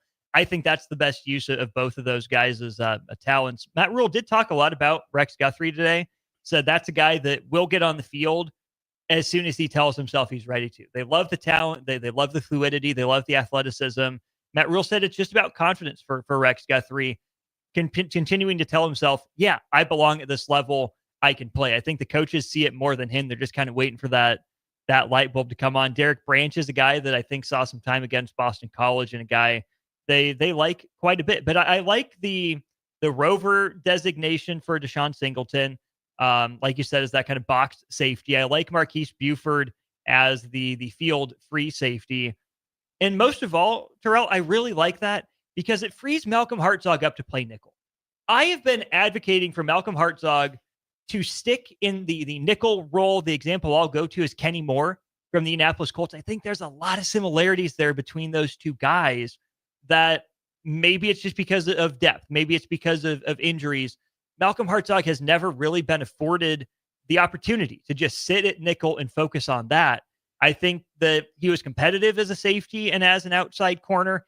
I think he's going to thrive if he's able to stick in that nickel role if Nebraska is able to stay healthy behind him and beside him. Yeah, I love Malcolm Hartzog. I think if we get that freshman competitively spirit that he had his freshman year and he gives it his senior year, I think he will be great at that nickel spot. When you talk about Caleb Benning, who's Damon Benning's son, who's probably going to be playing a lot at that free safety spot. Marquise Buford, who moves over to that spot. I think that's a good move for us. Andrew Marshall and Sierra Wright, your two starters at corner. Sierra Wright, we did see what he could do last year. Andrew Wright, I think he's the Marshall. I think he's the transfer from Idaho, a guy who hasn't, given up a touchdown in a couple of games or over his career there at Idaho. Other cornerbacks, Jeremiah Charles, Amari Sanders, Jameer Kuhn is at the other nickel with Hartzog. I love how cornerback shook out for Nebraska. Sierra Wright earning the single digit, I think, makes a lot of sense. Andrew Marshall coming in. Seemed like he had the inside track to a starting spot, but he still went out and did it because Matt Rule talked glowingly about Amari Sanders and his future at Nebraska.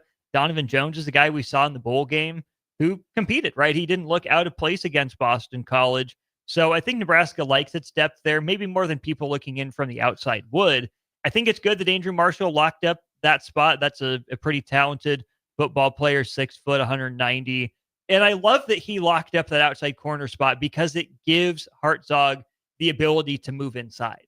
If Andrew Marshall struggles early on, I hope that they keep him out there and ride with him and stop moving Hartzog around. I think it's going to be best for everyone.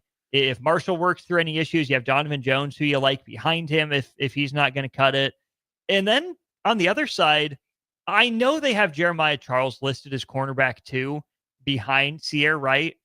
Farley, I'm going to need to see a jump from Jeremiah Charles. Yeah. Been in the program for a couple years now, and it did not look pretty when he was on the field last year, right? We know just how elite of an athlete he is. But man, it just has not translated yet in terms of the footwork, the technique, the coordination. He's just not very sticky right now, right? Guys can lose Jeremiah Charles. I would feel a little bit more comfortable with Amari Sanders in that role. And I would honestly entertain a move of Jeremiah Charles to that kind of field safety position. As fast as he is, as much ground as he can cover, that could be a pretty, dynamic duo in the future with Caleb Benning, right? Former player's kid, guy who's coached before, football upbringing, football, blood, and the freak athlete in Jeremiah Charles. There's a time and a place for both those guys. Maybe his athleticism and his just pure speed work best at corner. I'm just not sure he has cover ability unless he's taken, behind the scene leaps that we haven't seen yet. All right. Place kicker. Tight race right there. Man, you got 3 sophomores battling at place kicker. You got Tristan Ivano, John Hall, and Kyle. What's his name? Kyle Cunanan. Yeah, is he transfer? Yes, he transferred in from, I want to say, was it Tulane? Maybe. Yeah. But yeah, he's a transfer.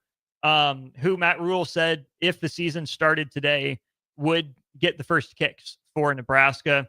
I think he said all 3 of those guys are coming off some sort of ailment of their own. We know about Vano's issues last year. Hull, I believe, had off-season surgery of some point.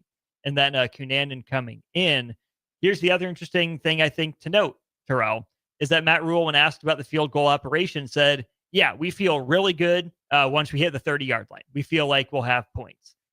Anything beyond that, it's still a little up in the air. We seen John Hall last year kick good kicks, 50-yard kicks, 48-yard kicks. But coming off injury. Yeah. So, you got consistency down, getting the power back, all that stuff.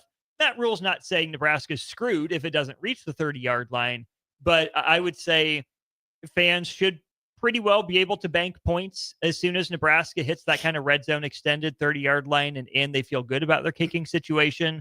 But like I'm sure it is for a lot of other places as well, those longer field, or Charlotte, yes, thank you, Kamari, I believe it was.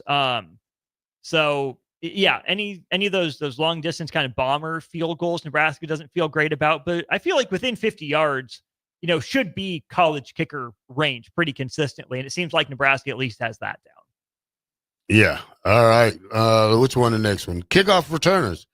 Punt returner, Ja'Cory Bonnie, Andrew Marshall. Hope so. We can get some returns out of this year. Two starters. Yeah, kick returners, Isaiah Mosaic, Kenneth Williams, and Mekhi Nelson, kickoff returns.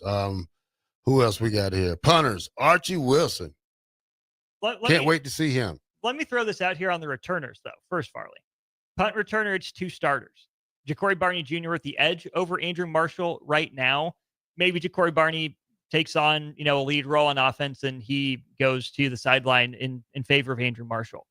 Or vice versa, right? Maybe Andrew Marshall gets a couple good punt returns, early in the year and Nebraska goes with him.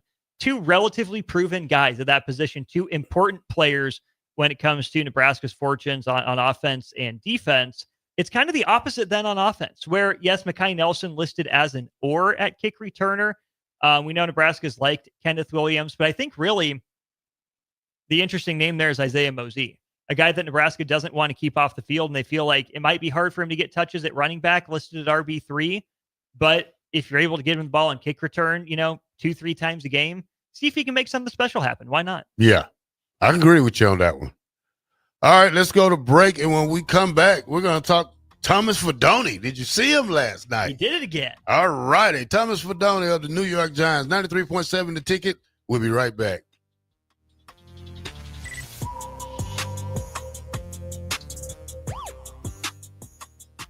Have you been injured in an accident and don't know where to turn?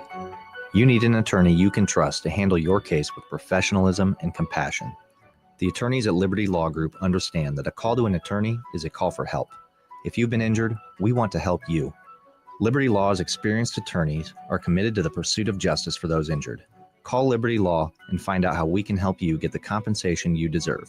Call 877-42-LIBERTY. Call the trial attorneys you can trust. 877-42-LIBERTY. Sometimes it's hard to know if substance use is becoming a problem, especially when it becomes part of daily life or social routines. Take the free assessment, Is Your Substance Use Harmful?, at myhealthymind.crediblemmind.com so you can understand your risk. You can take the assessment anonymously. In just minutes, you'll get practical, non-judgmental guidance and resources to support your health and well-being. This message is funded in part by the CDC OD2A grant. Big news, Nebraska. Love Omaha is now Love Nebraska. This is more than just a new name. It's a tribute to what Nebraska represents in the world of volleyball. It's still the same team with the same mission, led by players you know and love. Now backed by a new ownership group led by Jordan Larson. As Love Nebraska, they're entering an exciting new chapter, pushing for a championship title in 2026 and building new opportunities for the next generation of players across the state. They want you with them. Let's show the world how Nebraska plays boys volleyball. Join the movement at lovbneb.com and sign up to become a Love Nebraska insider today. Start your Sundays off right with Jeff and Nicole Essink on Fitness Fanatics. Jeff and Nicole discuss health and wellness, how to achieve fitness goals, and more through the life of gym owners and gym goers. It's Fitness Fanatics from 9 to 11 a.m. on Sundays on 93.7 The Ticket and theticketfm.com. MHC isn't a new company, just a new name. Moe's Moving is now Moe's Home and Commercial. Whether moving across town or across the state, MHC Moving has you covered, specializing in home, apartment, assisted, and independent living moves. MHC can handle your commercial moves as well. MHC Moving has 0 hidden fees. You'll never pay for same-day booking or be charged for stairs, heavy items, or elevator fees. Rates are the same Monday through Saturday, and you will never pay a truck or fuel surcharge. And they offer payment plans through PayPal. Call MHC Moving today at 402-853-7167 or go to mhcmoving.com. Schweizo Construction is now hiring for skilled craftsmen, steel erectors, concrete workers, and general laborers. Schweizo Construction offers great benefits like premium wages, health and dental insurance, paid holidays and vacation, 401k with company match, life insurance, and disability insurance. They pride themselves on a legacy of 40 years built on integrity and trust. Joining their team means becoming part of a family that values hard work, dedication, and mutual respect. Apply today at schweizo.com. That's schwisow.com. 93.7 The Ticket, Fox, KFXL weather. Brought to you by Bryant Air Conditioning, Heating, Electrical, and Plumbing. We have another hot one on tap here for our Friday. We'll see plenty of sunshine, a few clouds later on today, 91 for a high temperature. We do bring in a chance for some showers and thunderstorms here during the nighttime hours with a low of 66.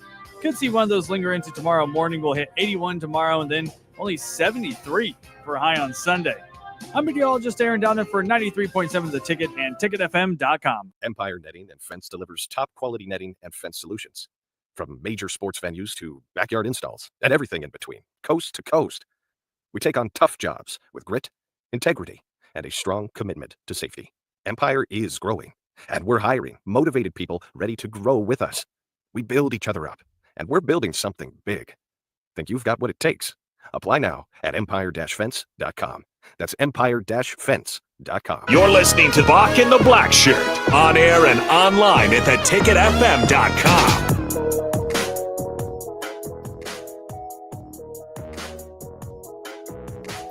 Welcome back to Bock in the Blackshirt here on your 1 to 3 hour at 93.7 The Ticket. Austin. Farley. The SEC. You see what they're doing in 26? Yeah, I went to 9-game conference schedule. Is that good or bad for everybody else? I don't think it's ever a bad thing to play more conference games, to play more games against teams in your geographic footprint. Really, what I hope it does is gets the Big Ten to back off its stupid playoff plan. It's kind of seemed like that was the way it was headed. Big Ten would say, you know what, if you're not going to play 9 conference games, we're going to keep pushing to get our way. And so I hope that with this announcement, it's turned into the Big Ten saying, okay, yep, you did your part. We will do our part, and we will go with a playoff format that actually makes some sense instead of being stupid.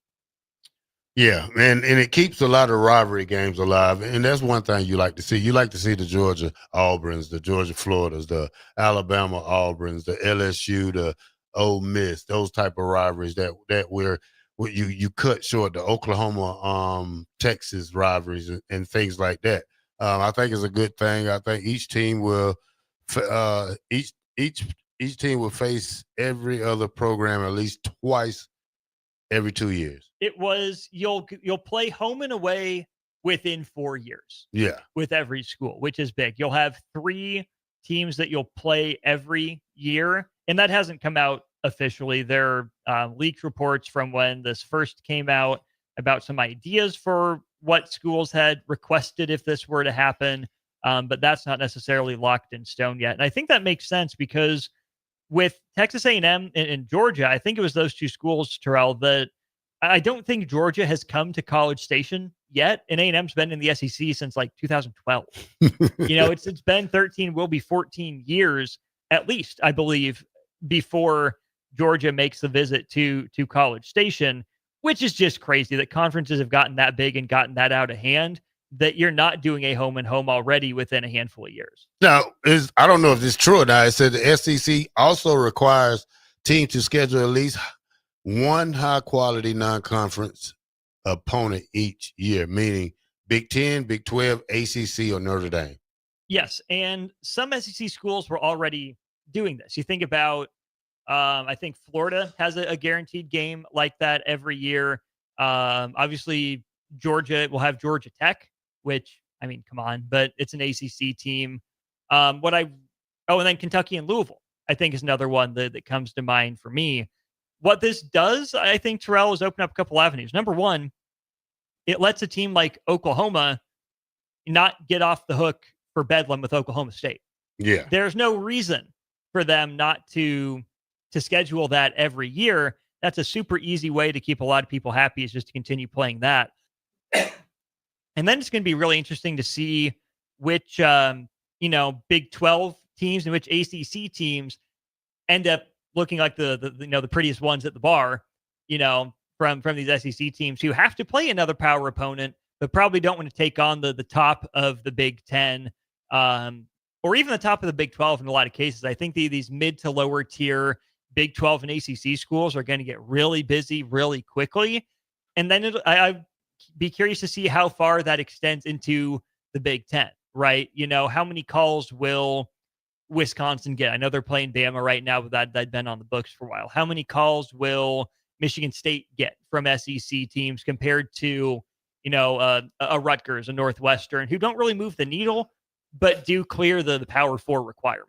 Yeah, strength of schedule. I think that's going to play a big role in the playoffs now when you do select these teams, because if you have a 9-3 Alabama and a 9-3 Nebraska, then you have to go to strength of schedule. And if you see a Holy Cross rather than a Northern Alabama, them two schools would be hard to pick from, like who's the best. So I got Alabama 2027 schedule, for example.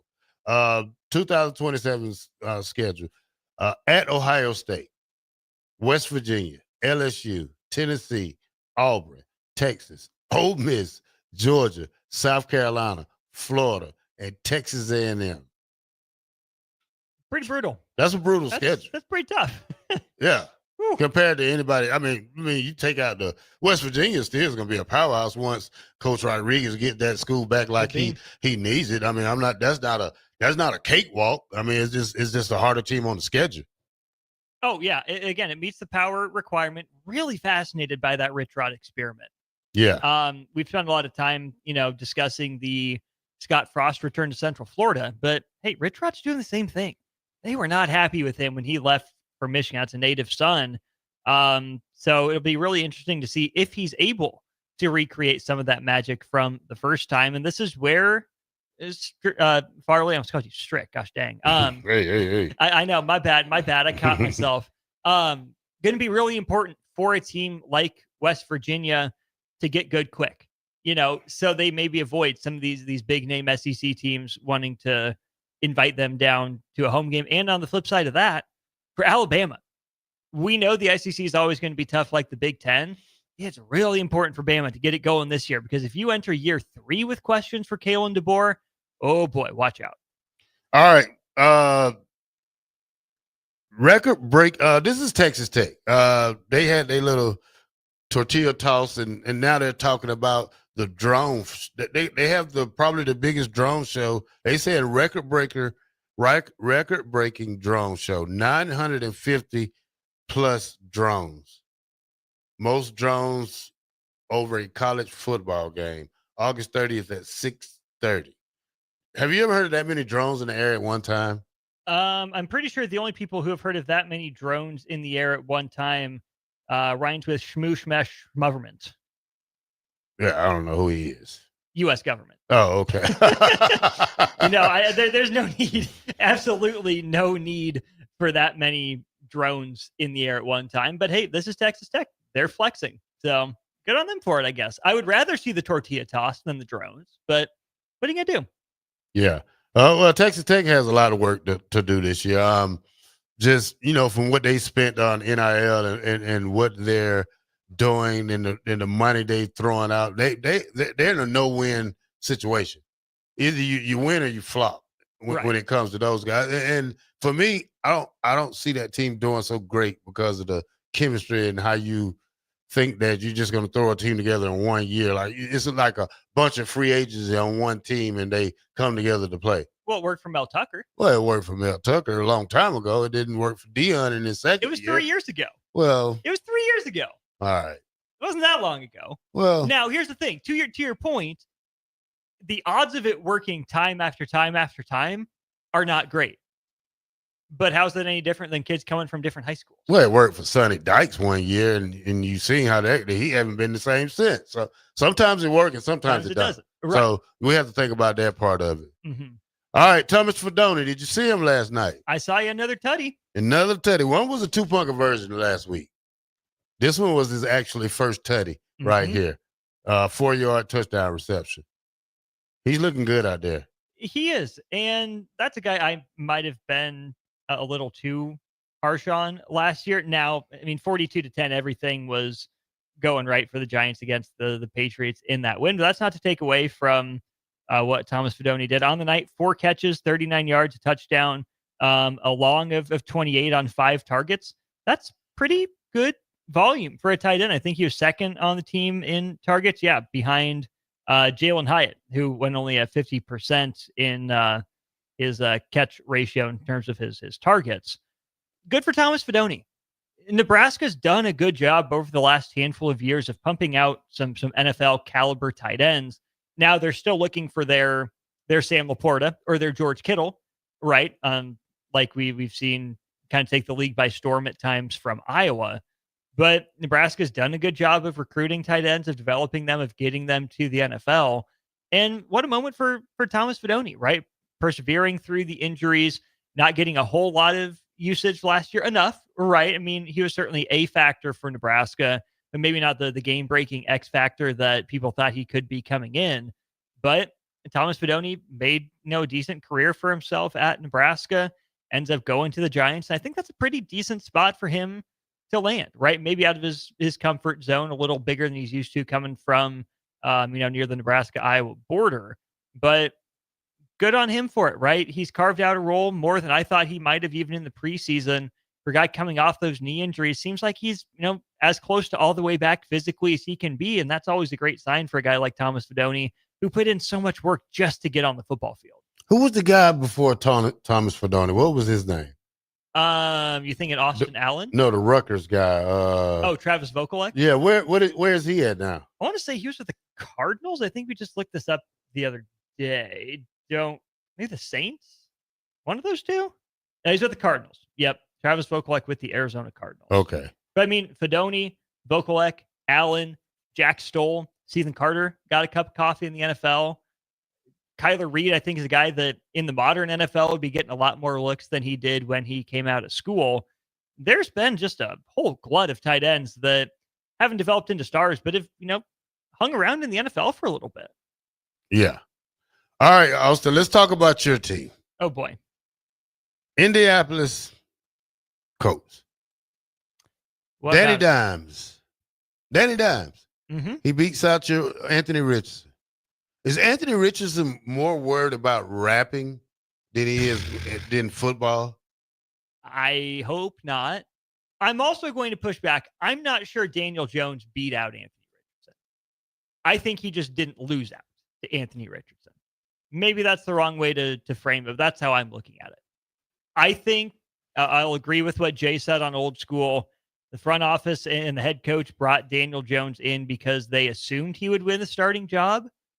But I think they hoped that Anthony Richardson would, right? That he would have made the strides, that he would have been healthy enough to be the opening day starter for this team. When you say that Daniel Jones is the option that gives you stability, despite 73 turnovers in 70 NFL games, that's not very stable. Jay seems to be higher on Danny Dimes in Indy than I am. I think there's a pathway. I mean, he doesn't have to be elite with the rest of that roster. He's just got to make everyone else's talents play up. I'm just not so sure he's going to be able to do it necessarily. So I'm happy for Daniel Jones. I hope he's better than I think he's going to be. I'm bummed for Anthony Richardson that it hasn't worked out. I mean, he's let the Colts down. The Colts have let him down. That's a two-way street, right? It's not like it was just Anthony Richardson that was failed by the Colts. I don't think he's lived up to everything, right? I don't think that's just lip service from Shane Steichen when it comes to, professionalism and all that entails. So it's just a bummer, but it's also just a normal NFL problem. I mean, the Colts went from Peyton Manning to Andrew Luck pretty seamlessly. Just that 1 year of tanking to be able to draft Andrew Luck. So dealing with quarterback issues is something that every team, every franchise in the NFL goes through. It's about the Colts' turn, probably overdue for it, in fact. Just doesn't make it any easier to swallow when you're hanging on every word, every snap of a Daniel Jones, Anthony Richardson quarterback battle. I mean, at least down in Atlanta, Farley, Penix is the guy. Like, Cousins is just chilling. Why should he hurry back and play? He shouldn't, You got one guy that wants to play as a rookie, one guy that's chilling with the money. I got two guys who both want to play but aren't very good at it. Yeah. Kirk Cousins getting free money this year. Good for him. Yeah, he's. Do you think he retires after this year? He probably still got a little more in the tank. Oh man, I mean, he's 30. What, 4? As long as those checks are clearing, yeah, I'm at least finding my way onto a roster. Yeah, you're right about that. All right, less than 24 hours to kick off tomorrow in week 0. Who you taking, Austin? Ooh, I got some Kansas State friends, and I might have to face them at church on Sunday. I tend to prefer Iowa State. They lost a lot, though. I think I trust Chris Kleiman in Kansas State a little bit more. Me too. I think there's going to be a little bit of a rollback from one of the best years in program history for Iowa State. I think they'll still be good. I mean, it's certainly a bowl-eligible team, but I think they were pretty good in one-score games last year. Quarterback, we'll see. Losing 2 receivers to the draft doesn't exactly thrill you. Should be a solid defense. Don't know if it's going to be, top 10 defense. I mean, top 25 probably. I think it's going to be a solid 8-4 year for Iowa State. But I just kind of feel like this is Kansas State's year. Kind of feels like it's their turn to break through, like Iowa State tried to do last year. I wouldn't be shocked if it comes down to Kansas State, Arizona State at the end of the year for the Big 12 crown. I think I like a little bit more of what Kansas State has going on early in the year. So I think it ought to be a close game. Ought to be a good game for the fans in Dublin. I guess I'm rolling with K-State and maybe not a nail biter, but a 1 or 2 possession game. Fresno State, Kansas. Ooh. Who are you taking in that one? I'm going Kansas. Okay. I think Jaden Daniels finally gets himself right. I think they put a great supporting cast around him, and he finally gets to show people what he can do. Now, defensive-wise, I don't know what the KU has done with that. When we get to see their brand new stadium tomorrow, so hopefully that's a great atmosphere. We get to see 5:30 on Fox. You know what? I'll make it 2-0 for the Sunflower State this weekend. I'll go with Kansas as well. All right, Hawaii and Stanford. Hawaii's probably got to find a way to win this game. 2.5-point favorites at home are the Rainbow Warriors. But, Farley, those are my dudes out there in Stanford. Those are my dudes. It's Andrew Luck at general manager and Frank Reich as head coach.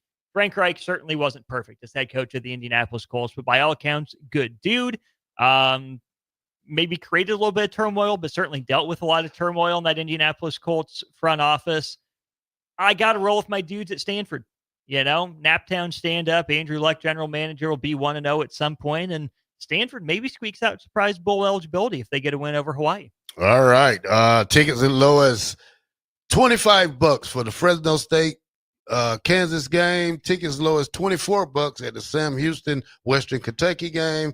Tickets as low as $25 for the Idaho and UNLV game. And tickets are $68 and lower, low as $68 for Stanford and Hawaii. In Hawaii tomorrow. I'm going to say it would probably cost a little bit more than $68 to get to Hawaii. But if I'm already on the island, you know what? Screw it. May as well go. Yeah. Why not? Husker tickets, I think we're sold out for the Kansas City Kickoff Classic. Believe so. All right, let's go to break. And when we come back, we're going to close the show out and get it ready for Austin Part 2 with DP in the house. Bock in the Black Shirt, 93.7 The Ticket.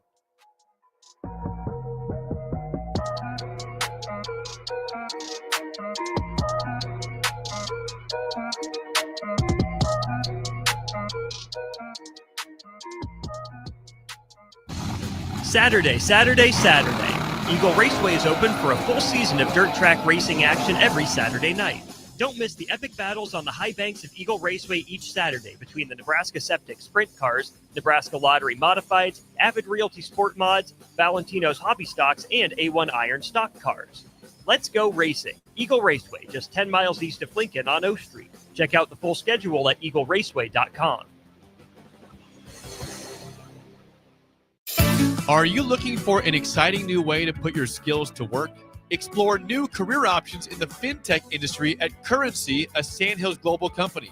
We offer full-time positions in financial sales, compliance, operations, and other fields. We also offer a 4.5-day work week, an attractive benefits package, and opportunities for advancement. Put your motivation to work and grow with us at Currency.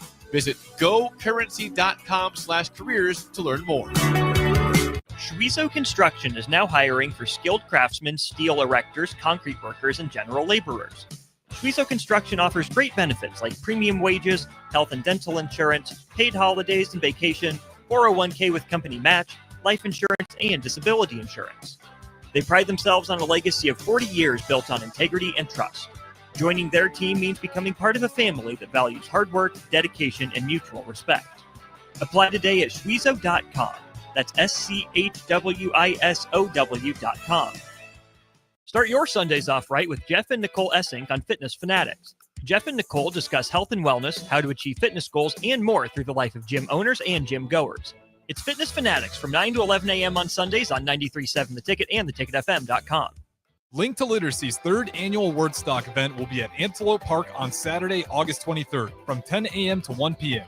It's a community book swap festival with fun for the entire family and for all ages.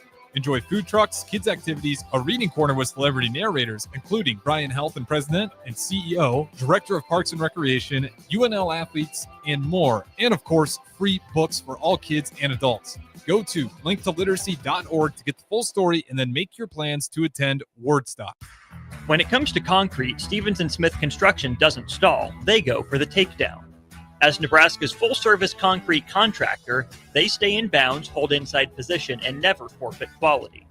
Whether it's foundations, flatwork, or concrete coatings, they elevate performance and pin down results that win every time. Stevens & Smith Construction is a proud sponsor of Takedown Tuesdays on 93.7 The Ticket.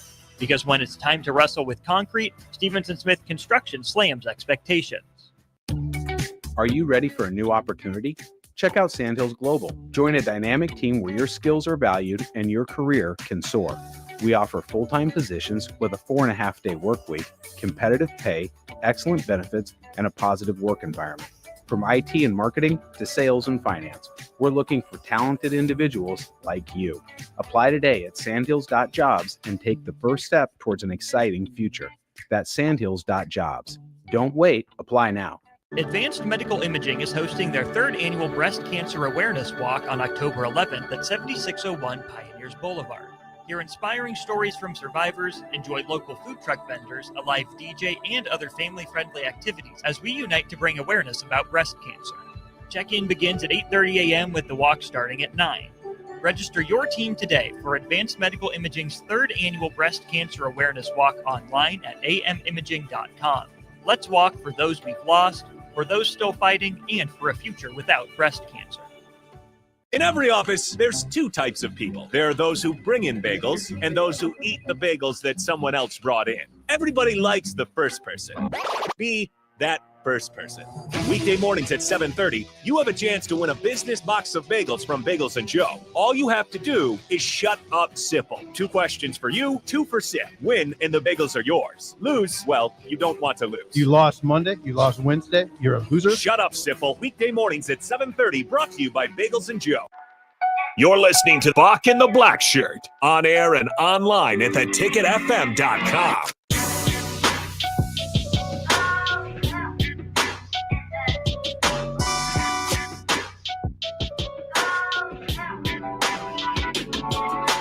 All right, welcome back to Bock and the Blackshirt here on 93.7 The Ticket. If you don't have anything to do this weekend, go to Pinnacle Bank, where you will catch some awesome volleyball over there this weekend. Austin, all the teams in town, you will have Nebraska versus Pitt tonight.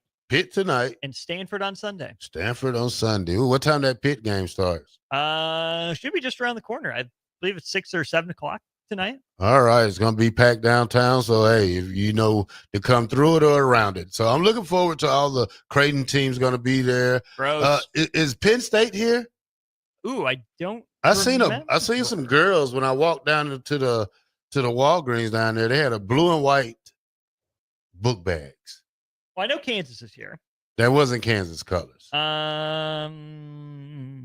Let's see here. Try and get pulled up. No, why is it doing this? Here we go. All right, let's do the actual NCAA.com link. So, Friday, you have Nebraska Pitt at 7, 6 Central, and Stanford, Florida at 8 Central. Tomorrow, it's Kansas, Vanderbilt, and Penn State, Creighton. Penn State girls, that's what I seen. And in Creighton, then at 4 o'clock. Then on Sunday, it'll be Pitt, Florida, Nebraska, Stanford, Penn State, Kansas, and A&M, Minnesota will also be in town on that's at the Sanford Pentagon, actually. So Penn State will play Saturday, and then on Monday they're going up the road to play at the Pentagon up in Sioux Falls against Kansas, who is also playing Saturday and then taking the trip up the road.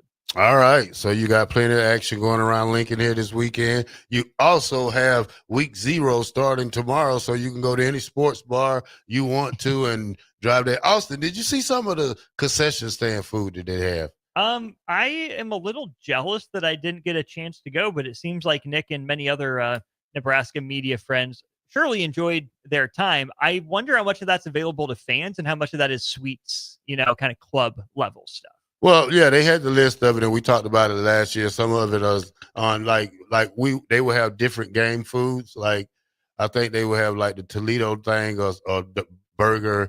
Then they would have another one we talked about yesterday with me and Bock. But what was funny to me was they got a foot-long hot dog with corn relish. Well, and see, when you say corn relish, corn slaw. Yeah, it's essentially like street corn, like elote. Yeah. I believe. So it's like, creamy corn more than a relish or more than a slaw. I'm a slaw guy on my hot dog. Really? Yeah. You ever been to Quick Trip and get you a hot dog and they have all the ornaments over there? I'm not putting anything on it. Yeah? No, not a dang thing. Cheese and coleslaw? No. Oh, yeah. That's what I put on. Where did you learn that? It's just one of my inventions I made up when I was experimenting with hot dogs or glizzies or whatever they call them today. No, never say that. Never in your life say that again. Please. I'm going to ban you from that word. Come on, man. Why? We had such a good show, and then the last 3 minutes. I'm just saying. They're hot dogs. They're hot dogs. Well, yeah, it's a lot of different stuff they have, man. I just don't see all that mixing well with alcohol when people started drinking. And the red burgers, they look so good. But, we'll see. Not enough beer for the people, I think. Only 121,000 beers, and you got almost 80,000 people in there. Well, up to 86,000, but don't forget, not all of them can drink and not all of them will drink. Well, so, maybe you're looking at 2 cans per eligible person. Hot take, Nebraska's not going to sell out of beer this year. Hot take. I don't think it's going to happen. All right, we'll see. Hot take. We'll see. We'll bet on it. What are you putting on it? A pack of Twinkies. Deal. I don't drink. Pack of Twinkies. Just good soft ones. Deal. All right, Austin, let's get out of here when we get back. Not when we get back. We're gone for the weekend. I'll see y'all Monday. Also to see you in 3 more hours, Austin. 93.7 The Ticket. Bock and the Blackshirt. Have a great weekend, everybody.